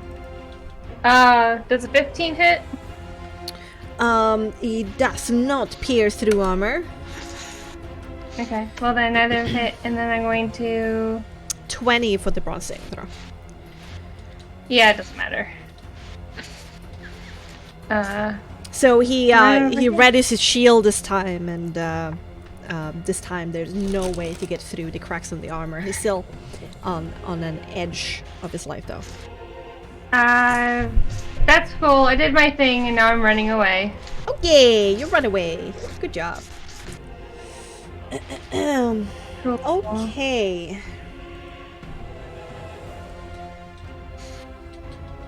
I mean, is that as long as you can run away? Don't you want to run away further? No, because I was Sorry. stupid, and I went around the pillar instead of straight forward. I mean, you kinda know from your training how much a person is able to move on average. Each Bexxy, turn? the only other place I can go is straight into Alexi, so I'm not really sure where you're expecting me to down. go. I mean, At you least. can't go straight down. You Like, got- how many you got- meters of movement do you have, right? At 10, Yeah, that's which right. that makes it 10. So, which due to how triangles worked, I've not moved. Why do you use triangles? Because I went. So I was here, and I went 1, 2, 3, 4, 5, 6. Okay, so I went 6 here. So if I go down 4 this way, I put myself at a greater distance, but only increase the distance from this guy at the bottom by 1 due to the whole like hypotenuse long side of the triangle situation. You're able to move diagonally, though. That's completely fine. There's nowhere to go. You have But you can go, you know, this way as well. If you go diagonally down, I think you can be 10 meters away from them. Okay, well if you're letting me completely remove, then I'll go all the way down there, but... Or you can, you know, go this way as well if you want to. Okay, I'll just completely remove, it's fine. I'll just go there. Further away from help, that's chill. Because now they can't reach you You in have a turn and potion on hit you, you. right? Yeah, I Okay. also... It's fine, just go with it. I'm trying to kill the bitch. Yeah, because now they don't have a target to hit anymore. They can't pursue you in one turn. And things get a bit more complicated for these guys. Yes, which is a good choice. I am rapidly running out of time. More combat. More combat. Okay. So, one of these guys that are damaged are gonna retreat a little bit and gonna, like, stand, in front of Larissa right here, just in case. I'm gonna hold their action if anything comes within their range. This one over here is gonna run towards Aaron and make an attack.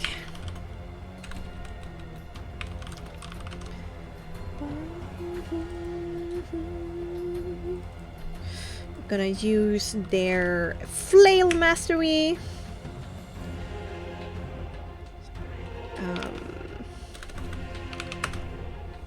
31 to hit. holy shit, 31. They rolled a natural 19. Yeah, that'll do it. Alright, we're gonna sink another level 1 smite into that, and it's the first damage we deal this turn. So, 6 plus 3, plus 6 plus 1, necrotic, and then plus 2 for the ranging, and then plus 10 for the smite. 22 points of damage. as you're not prepared for this silent, focused a paladin coming up behind you, like raising their flail that is emanating this black, thick smoke energy. Okay, Akron. It's not radiant damage, right? It's necrotic. This is necrotic. Sedge. And we go for Titania. Titania is going to open turn by casting Command on Alexei. Okay. So I need a Resolve saving throw from him. Alrighto.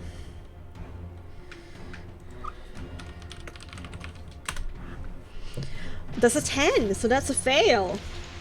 Yeah, so he's going to grovel on his turn, which is go prone and do nothing.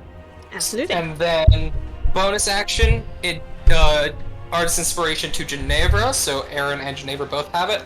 And okay. Titania is going to move up this way. I did not mean to click that button. Okay, alright. Okay, then Aaron. Like the mount rules, you're able to mount Zelia, and Zelia will act on your turn. You will be able to use her speed and abilities. I know, but at the same time, if I don't mount her right now, she will have her own turn. True. And she'll be able to attack on her turn. It's just because of them both being on me. They both have true, but attacks. it's strange, like, because it's not Zelia, but you certainly feel a little bit better having her around, even if it's just a copy. No, I get that, but Yeah. if I'm just trying to think of like what I do right here. If I just like abandon Ginevra, like I mean, they could try and hit me. They did hit me quite hard. Don't worry about me. Well, I'm first- fast enough that it'll be hard for them to get me. Well, So first, do I we- will gain hit points Yeah, should be all. at the start of my turn.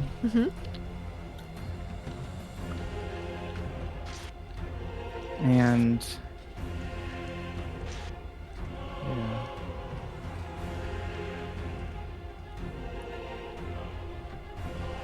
I'm gonna do it. I will mount Bogdana, Zelia, Bogdelia, Yeah, and Bogilia. Bogdelia, and I will straight up gallop. I will take the opportunity attack from both of them Oh, because I can't disengage. you okay? Can Alexei take an opportunity attack when under command? Just curious. Because it's technically on his turn that he needs to do these Gotcha. things. Okay. Yeah, which is okay. I think it'll be alright. 22 to hit from Alexei and 21 Well, from the 21 doesn't. The 21 doesn't hit. Okay, the 22. The 22. I don't need my reaction right now. I'll expend my reaction again to not get hit. Okay, absolutely. Another shield. Soul check.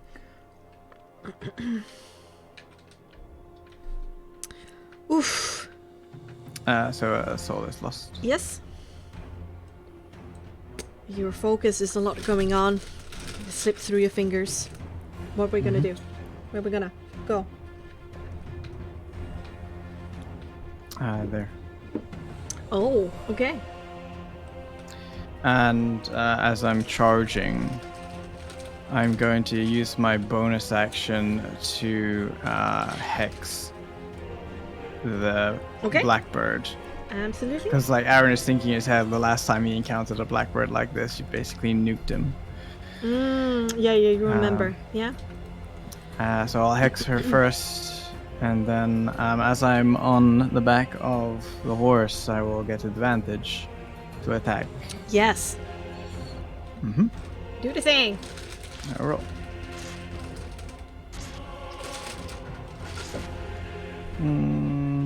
Sorry, I don't have a macro for this one.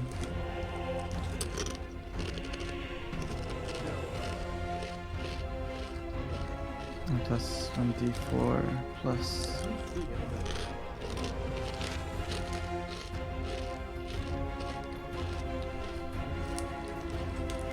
Oh, it's a natural 20. Whoa! Oh. What the fuck is this calculation? Sorry, Yeah. I screwed up the roll. It's with bless, and then I added. Sorry, forget the other part. So Okay. that's just with bless. So it was a 31. 20. It was a 31 to hit with a natural 20. It's a natural 20. So Yeah. you full die damage plus what you roll. Okay. Do Give it! me a second here. I think it's Aaron's first natural 20 to hit. What? Because I'm on the back of it. Of Zelia. Mm. Yeah.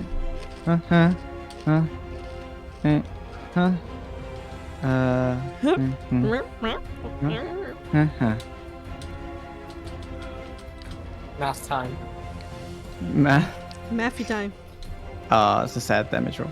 But 16 to hit. 16 damage. Okay. And that's Um, calculated the full damage extra into this? Yes, they're plus 8. Still, it damage the Blackburn heavily. They need to do a DC 20 restore saving throw for the concentration of the storm sphere.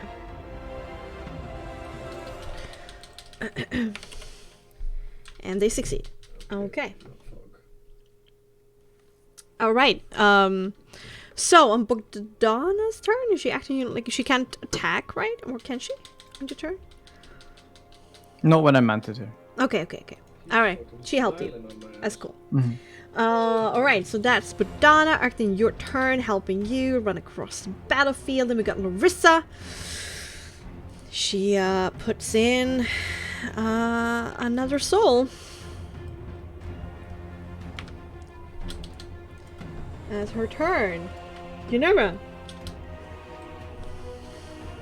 Okay, I'm gonna use my movement and my bonus action to dash up to here. And I, with my sneak attack and my hunter's mark, I'm going to attack Larissa bitch one more time. Let's just keep making her a pincushion. That is her middle name. Please. Plus a d4. But what's the extra 1d6 damage there at the end? Aaron, what was the extra 1d6 damage there at the end? The hex damage. Oh, you get double that as well. Oh, right. Oh, So it's an 22 extra damage 6 total. damage. Oh, right. Oh, so then 22, yeah. So that would have changed the DC. Yeah, to 11, I guess. yeah, but she still succeeded. Okay, but she's looking even more hurt than before, like really bruised. She's holding onto her left arm. Okay, Ginevra, what you been doing? 20 to hit. That hits. 15 That's more damage. like 15 damage. Another 15 damage. Another arrow impacts Larissa. She just grits her teeth and continues as this Look blood soaking into her armor. She looks she's definitely been like damaged, but she's not looking 55 hurt. damage. She's not looking hurt yet. Oh god. Okay. Okay. Actually, Aaron, since you damaged this one. lightning armor. Yeah. You take 5 lightning damage. Or do I? Yes, you do. Because of elemental armor. And she's gonna use her reaction, so make me a dexterity saving throw.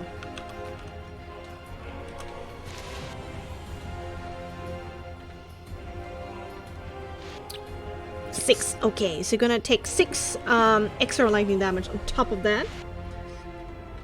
So 11 in total. And then we come to her turn.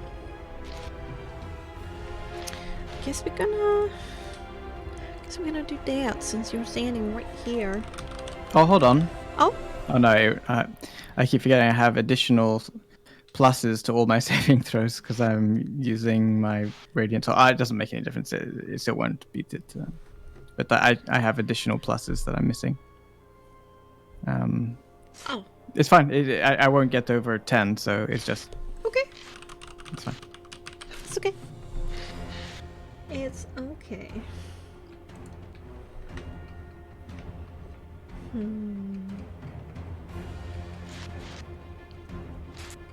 Okay, we're gonna cast Thunder Wave in your direction. So I need you to do a Vitality saving throw. Okay, I will remember all my things this time. Because I've got Bless as well. Technically. Well, it depends on what the roll I was meant to roll last time. Because anyway, my bad. So save for Vitality. Saving throw. Plus Radiant. 14.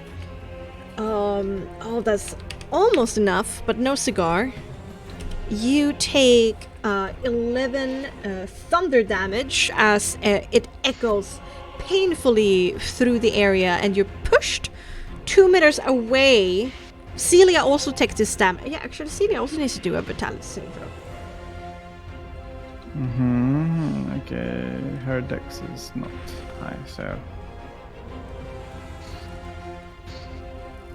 13 is not enough, so also 11 to Zelia, and both of you are pushed. You skid across the marble 2 meters away from the blackbird. And then, is there anyone? Yeah, Titania. I'm gonna make a ranged spell attack against you. It's 12 to hit.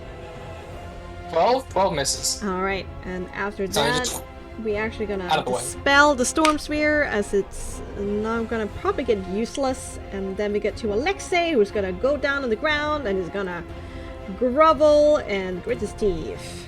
And that is his end of his turn, and then we go for Acheron. You want me to take over here, Ajax? I'll do this last turn and then I will text you. Okay. Okay. And the message was at Bexxy Unfortunate. after my turn. Again!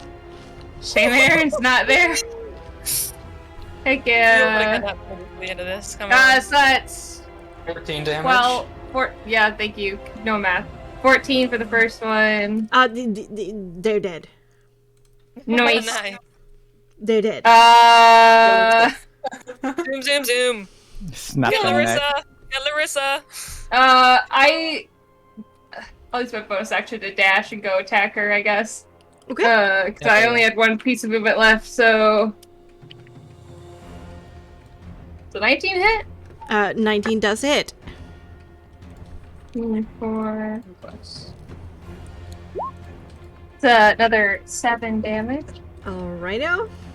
And then because I'm not out of movement now. Yeah, if I go that way. There we go. Cool. I think that was. These tiles are so hard to see. That should be fine. And Ajax has to go, so I'm going to take over Acheron's turns. Okay. Absolutely. You're still able to attack once as a extra one more time as a bonus action? And then I use my bonus action to dash. Oh, okay. Okay. I see. Make it to Larissa. I see. Alright. I will send you a very heartfelt message in later. Okay, and you can watch the end of the stream and see what happens. Yeah, I will be in chat. In Alright. stream. I just have to head out. Very sorry. Alright. Thank you all for everything. Thank you so It's much, awesome. too. I've got to move overlay. Yes. Love y'all. Take care. Bye-bye. Love you. Bye. Have fun. Things are a little bit out of order. 1 second as I fix that. Lola, stopping this way. Where is Lola? There. Hello? That's Titania. I'm here. How dare you hide from me? There we go. It's hi. There we go. Perfect. I did the thing. Okay, Acheron. That was Acheron's turn. Then we go for the enforcers. Ay. Well, there's only one option here, at least. Gonna move forward. Concentration check. I gotcha. 13 to hit against Armin, which just bounces off the shield. Indeed.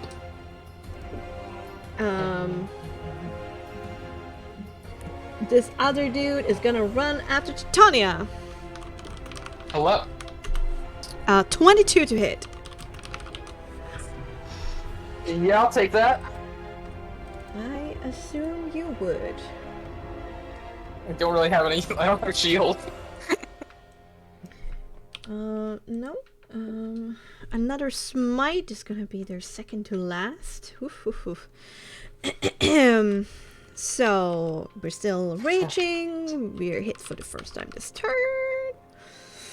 We got some extra rage damage, and then we got the smite. 24 points of damage.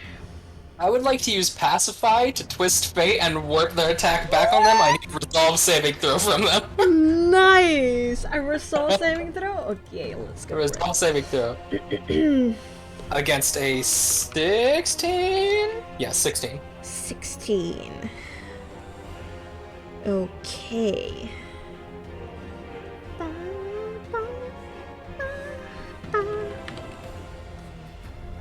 That's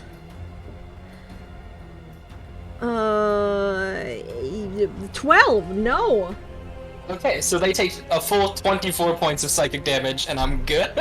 Well, they're resistant to some of it. Let's see. So. Well, all the damage gets turned into psychic damage when I push it back on them. Oh, they die! They die! Oh shit! Nice. No you! No you! Oh my god! He just turned. Yeah, tell me how it looks like. Titania officially geometric symbols appear on her hands, and then like just a spectral copy of the flail just swings back and crushes their head. Fuck yeah! Fuck yeah! Okay. So then we go to Titania's turn. Actually, my turn now. Okay. Yeah. I'm moving 6 meters this way, and Okay. I would like to firebolt Larissa. Okay, go for it. Come on, I got bless. This is like the first time I've had bless on myself ever. 26 to hit. Yeah, 26 hits. Let's roll some damage. Come on, baby. 10 points of 10 fire. points of damage. She is looking hurt. And then, Geneva, you still have Artist Inspiration, right? Yes, I do. Yes. Acheron's used theirs. Aaron, have you used yours? Not yet. Okay, I'm gonna give it to Acheron. That's my... Okay. Is there a range on that? Or is it just I visible? think there's a range. Yeah, wait, let me check. 12 meters? Oh yeah, they're definitely not in 12 meters. Yeah, sadly. Magic. Okay. Okay. I'll just hold my bonus action this time then. Okay. Aaron.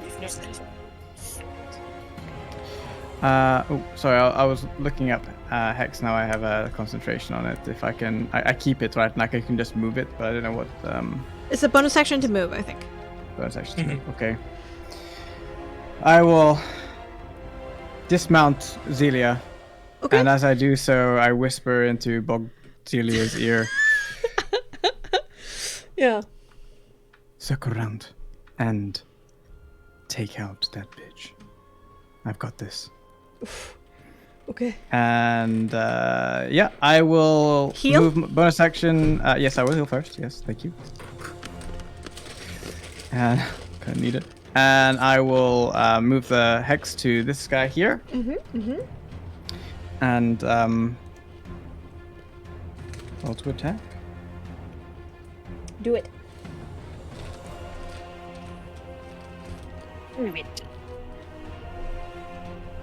Do it. I'm gonna. Blow it. 25 to hit. That hits.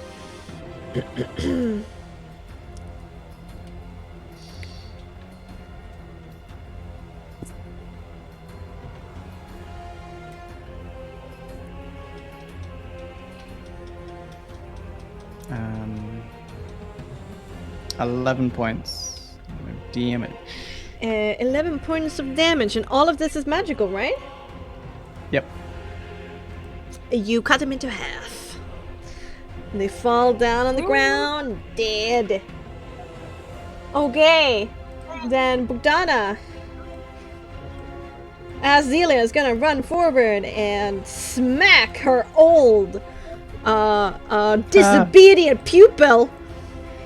Make an attack for Zelia. Hoof attack. She doesn't have blast. A natural 20! Well, that makes sense. That makes sense. There is some holy fury that Bogdana has been keeping. Okay, so Bogdana.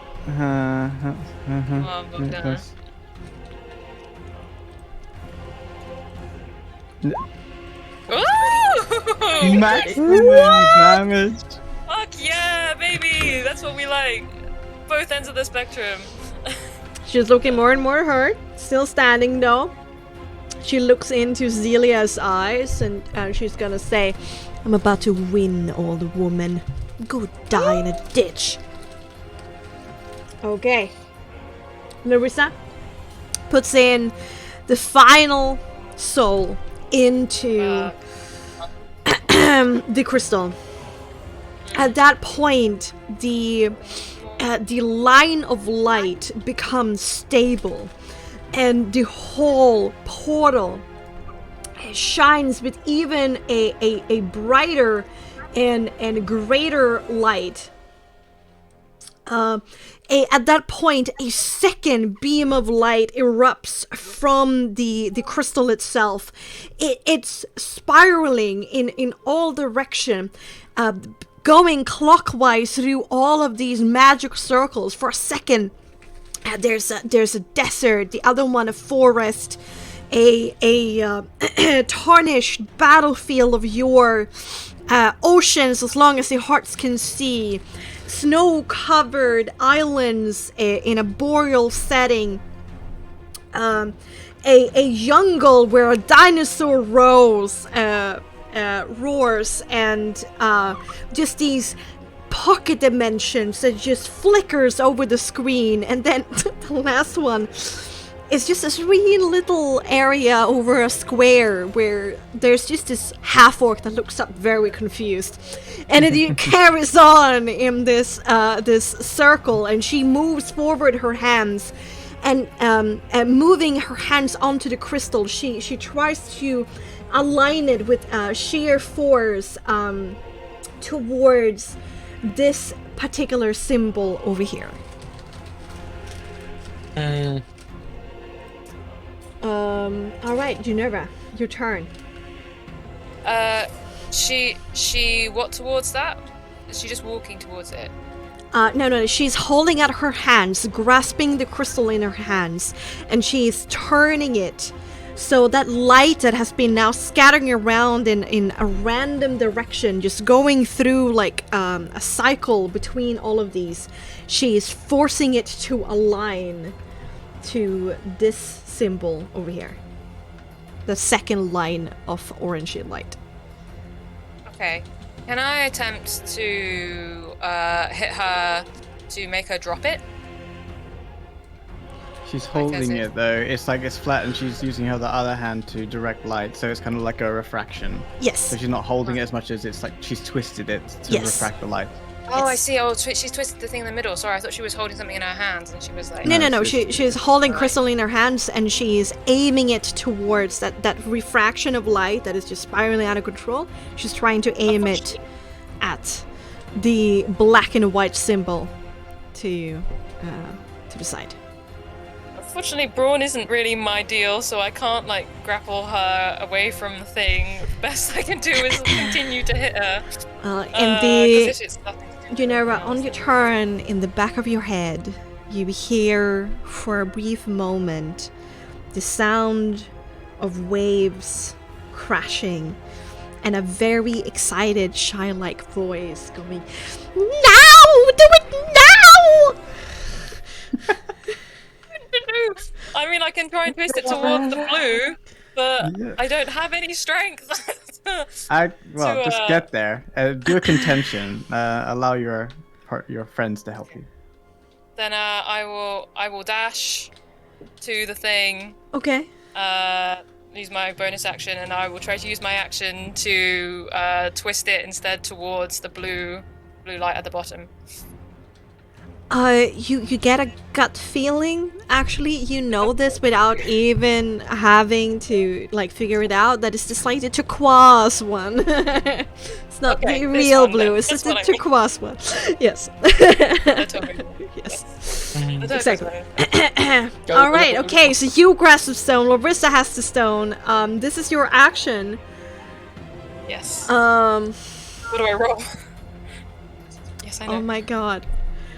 This is really interesting. This will basically come down to a brawn check between each other. Oh god, I got a -1! You have blessed. You have artist inspiration. I believe in you. Yeah. If Larissa succeeds, she will point it towards Twat. If you succeed. But you have artist inspiration. You will point it towards Atlas. This is it. This is it. This is how you make your god proud.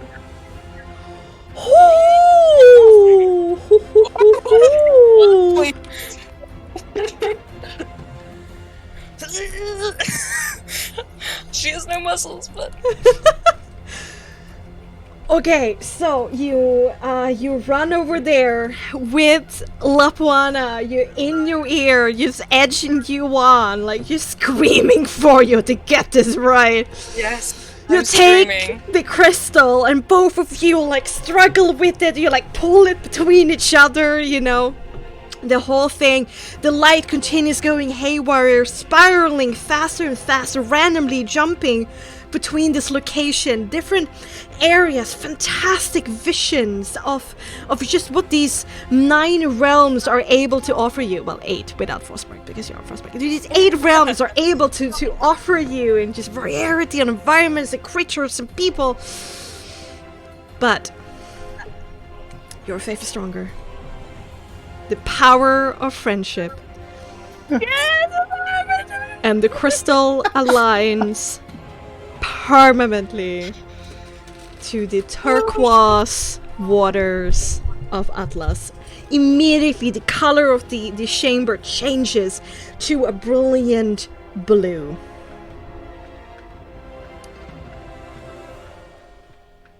And the line connecting the crystal to the portal ends. And to the symbol also ends. And this portal, the gate, is now stable and remains a turquoise blue in color. Larissa screams out a horrible no! Alexei rises up from the floor. Get away from them! Don't die! At the same time, you guys can hear boots coming from both directions. These harder, metal-y footfalls coming from the door over here. Softer footfalls coming from the opened metal gates over here. You're quite boxed in, and now when Larissa and Alexei are rising up, still looking pretty fine, not really extended any of their power, their smite spell slots, their spell slots, anything, and they are ready to murder. You look at each other for a brief second. You actually fucking did it. There's, however, only one way to survive. You know what to do.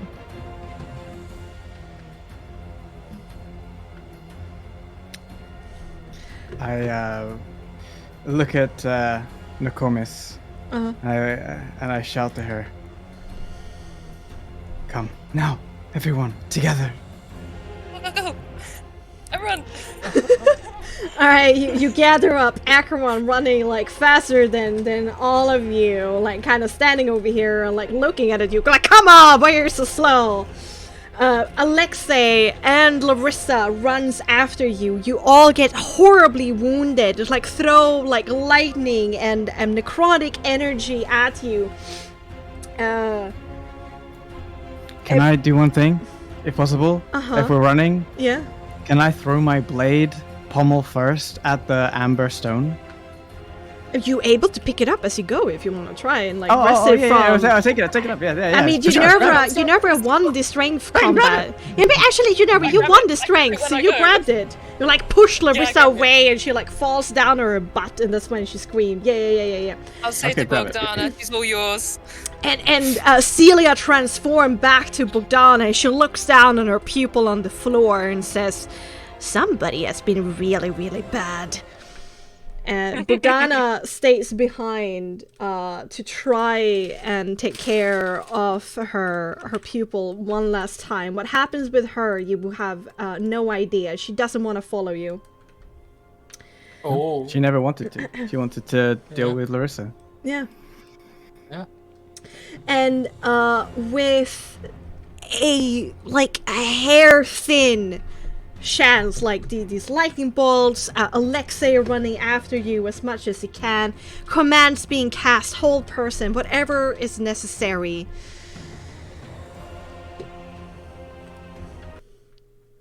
You make it to the portal. One last breath. And together, holding your hands, you jump in.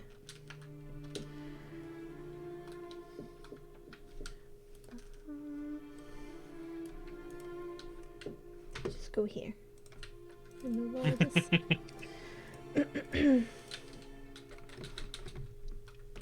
Oh. Indeed, there was only one way to go, and that is to brave new waters, tame new storms, and to experience unknown shores.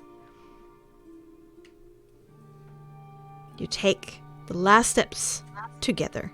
Our heroic party steps through this vividly blue tealish gate that oscillates calmly like the surface of water. They are thrust momentarily through a world of grey, where up is down and down is up and left is right and right is left. And really, the truth is even more confusing than that. Then into the brilliant, open, sun-filled air as they crash into the brilliant, see-through blue water just below. They emerge from the waves, coughing, salt water in their lungs, holding on for their lives, especially Aaron, who is armored, trying to float on these wild waves.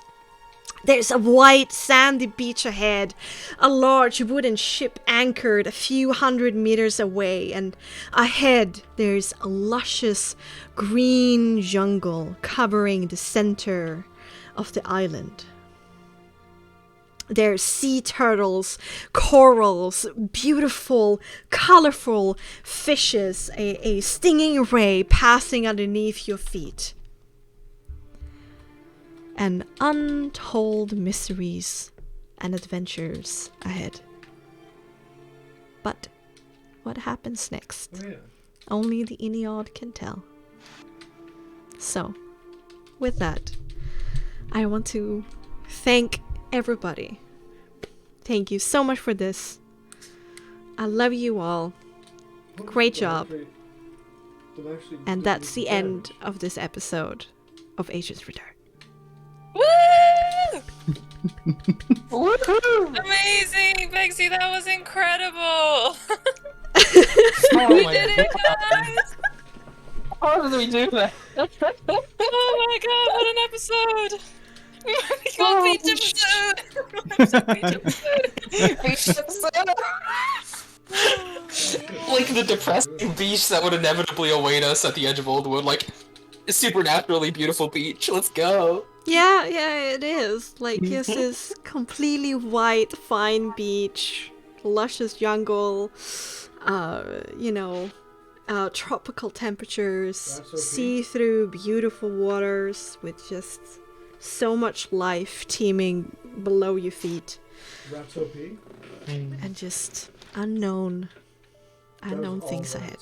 That was all fucking right. Bliss. Utter bliss. Yeah. You made fun of them.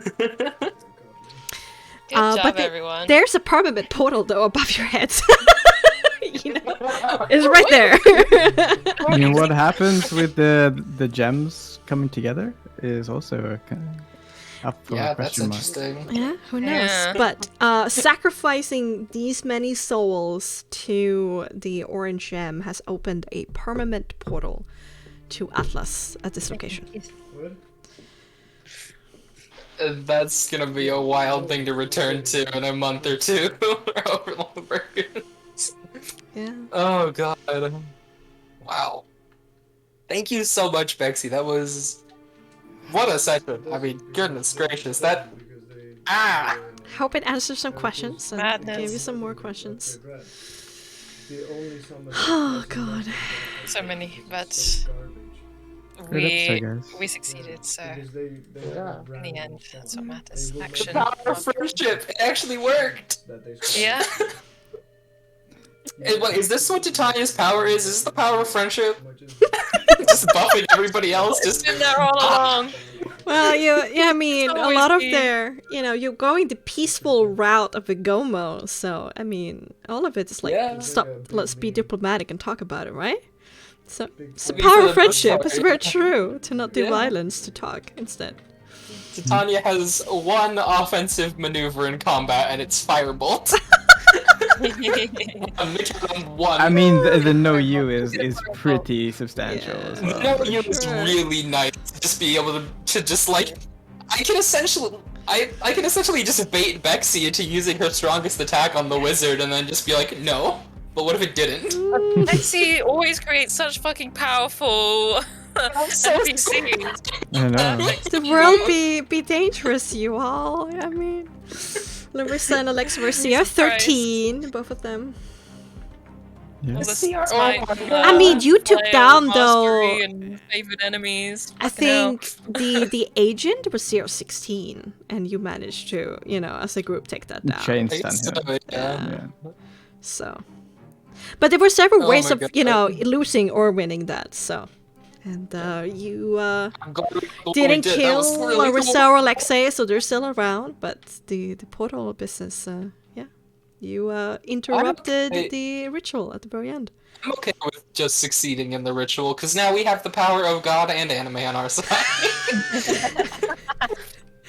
Yeah, we're like besties. We'll be fine. Specifically One Check Piece. my back. Specifically One Piece.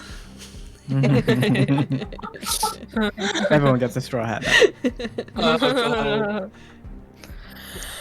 Oh man. Okay, I gotta go soon.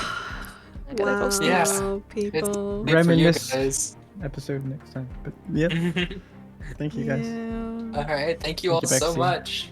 Yeah. Thank you for playing. Everyone watching, all you guys playing, you lovely people, and most of all, Bexxy for making it all happen, creating the world, and letting us live in it for a little while. Thank you. Thank you, Bexxy. Thank you for trusting me and wanting to put time into my little thing, my little mind. Yes, everybody, thank you so much for being here for this finale before the pause of some sort. Please remember to follow, subscribe, use your Amazon Prime, and join the cool kids in the Discord if you wanna. Gonna be back on Monday for some Curse of Murder Mystery and Curse of the Torment of Wednesdays. Otherwise, we're going to spend Thursdays or other times, but at least have this new time that I have now open for perhaps some designing streams. I might be able to work more in the background, and we're definitely going to run some 1-shots, 2-shots, 3-shots, 4-shots. Usually ends up 4 shots with the community and people who want to join and try at Frostmark. And I'm going to try to design a bit more adventures where I also sit down and create some characters, perhaps with people, because I truly think where Frostmark shines is the satisfying character creation process. Yes. So there's going to be good things ahead. It might be sad, it might be bittersweet. That there won't be any more Asians return, but we will always have our memories. We will be better, more creative, more inspired people from it, and good things will spawn from it. God. So yeah, with a final thanks for everybody who's been watching us and supporting us during Asians Return. And of course, all my lovely, lovely players who has accompanied me on this crazy journey. Thank you so much. Stay cool, stay frosty, and I will see you all soon. Yeah. Bye, everyone. Good night. Good night and goodbye.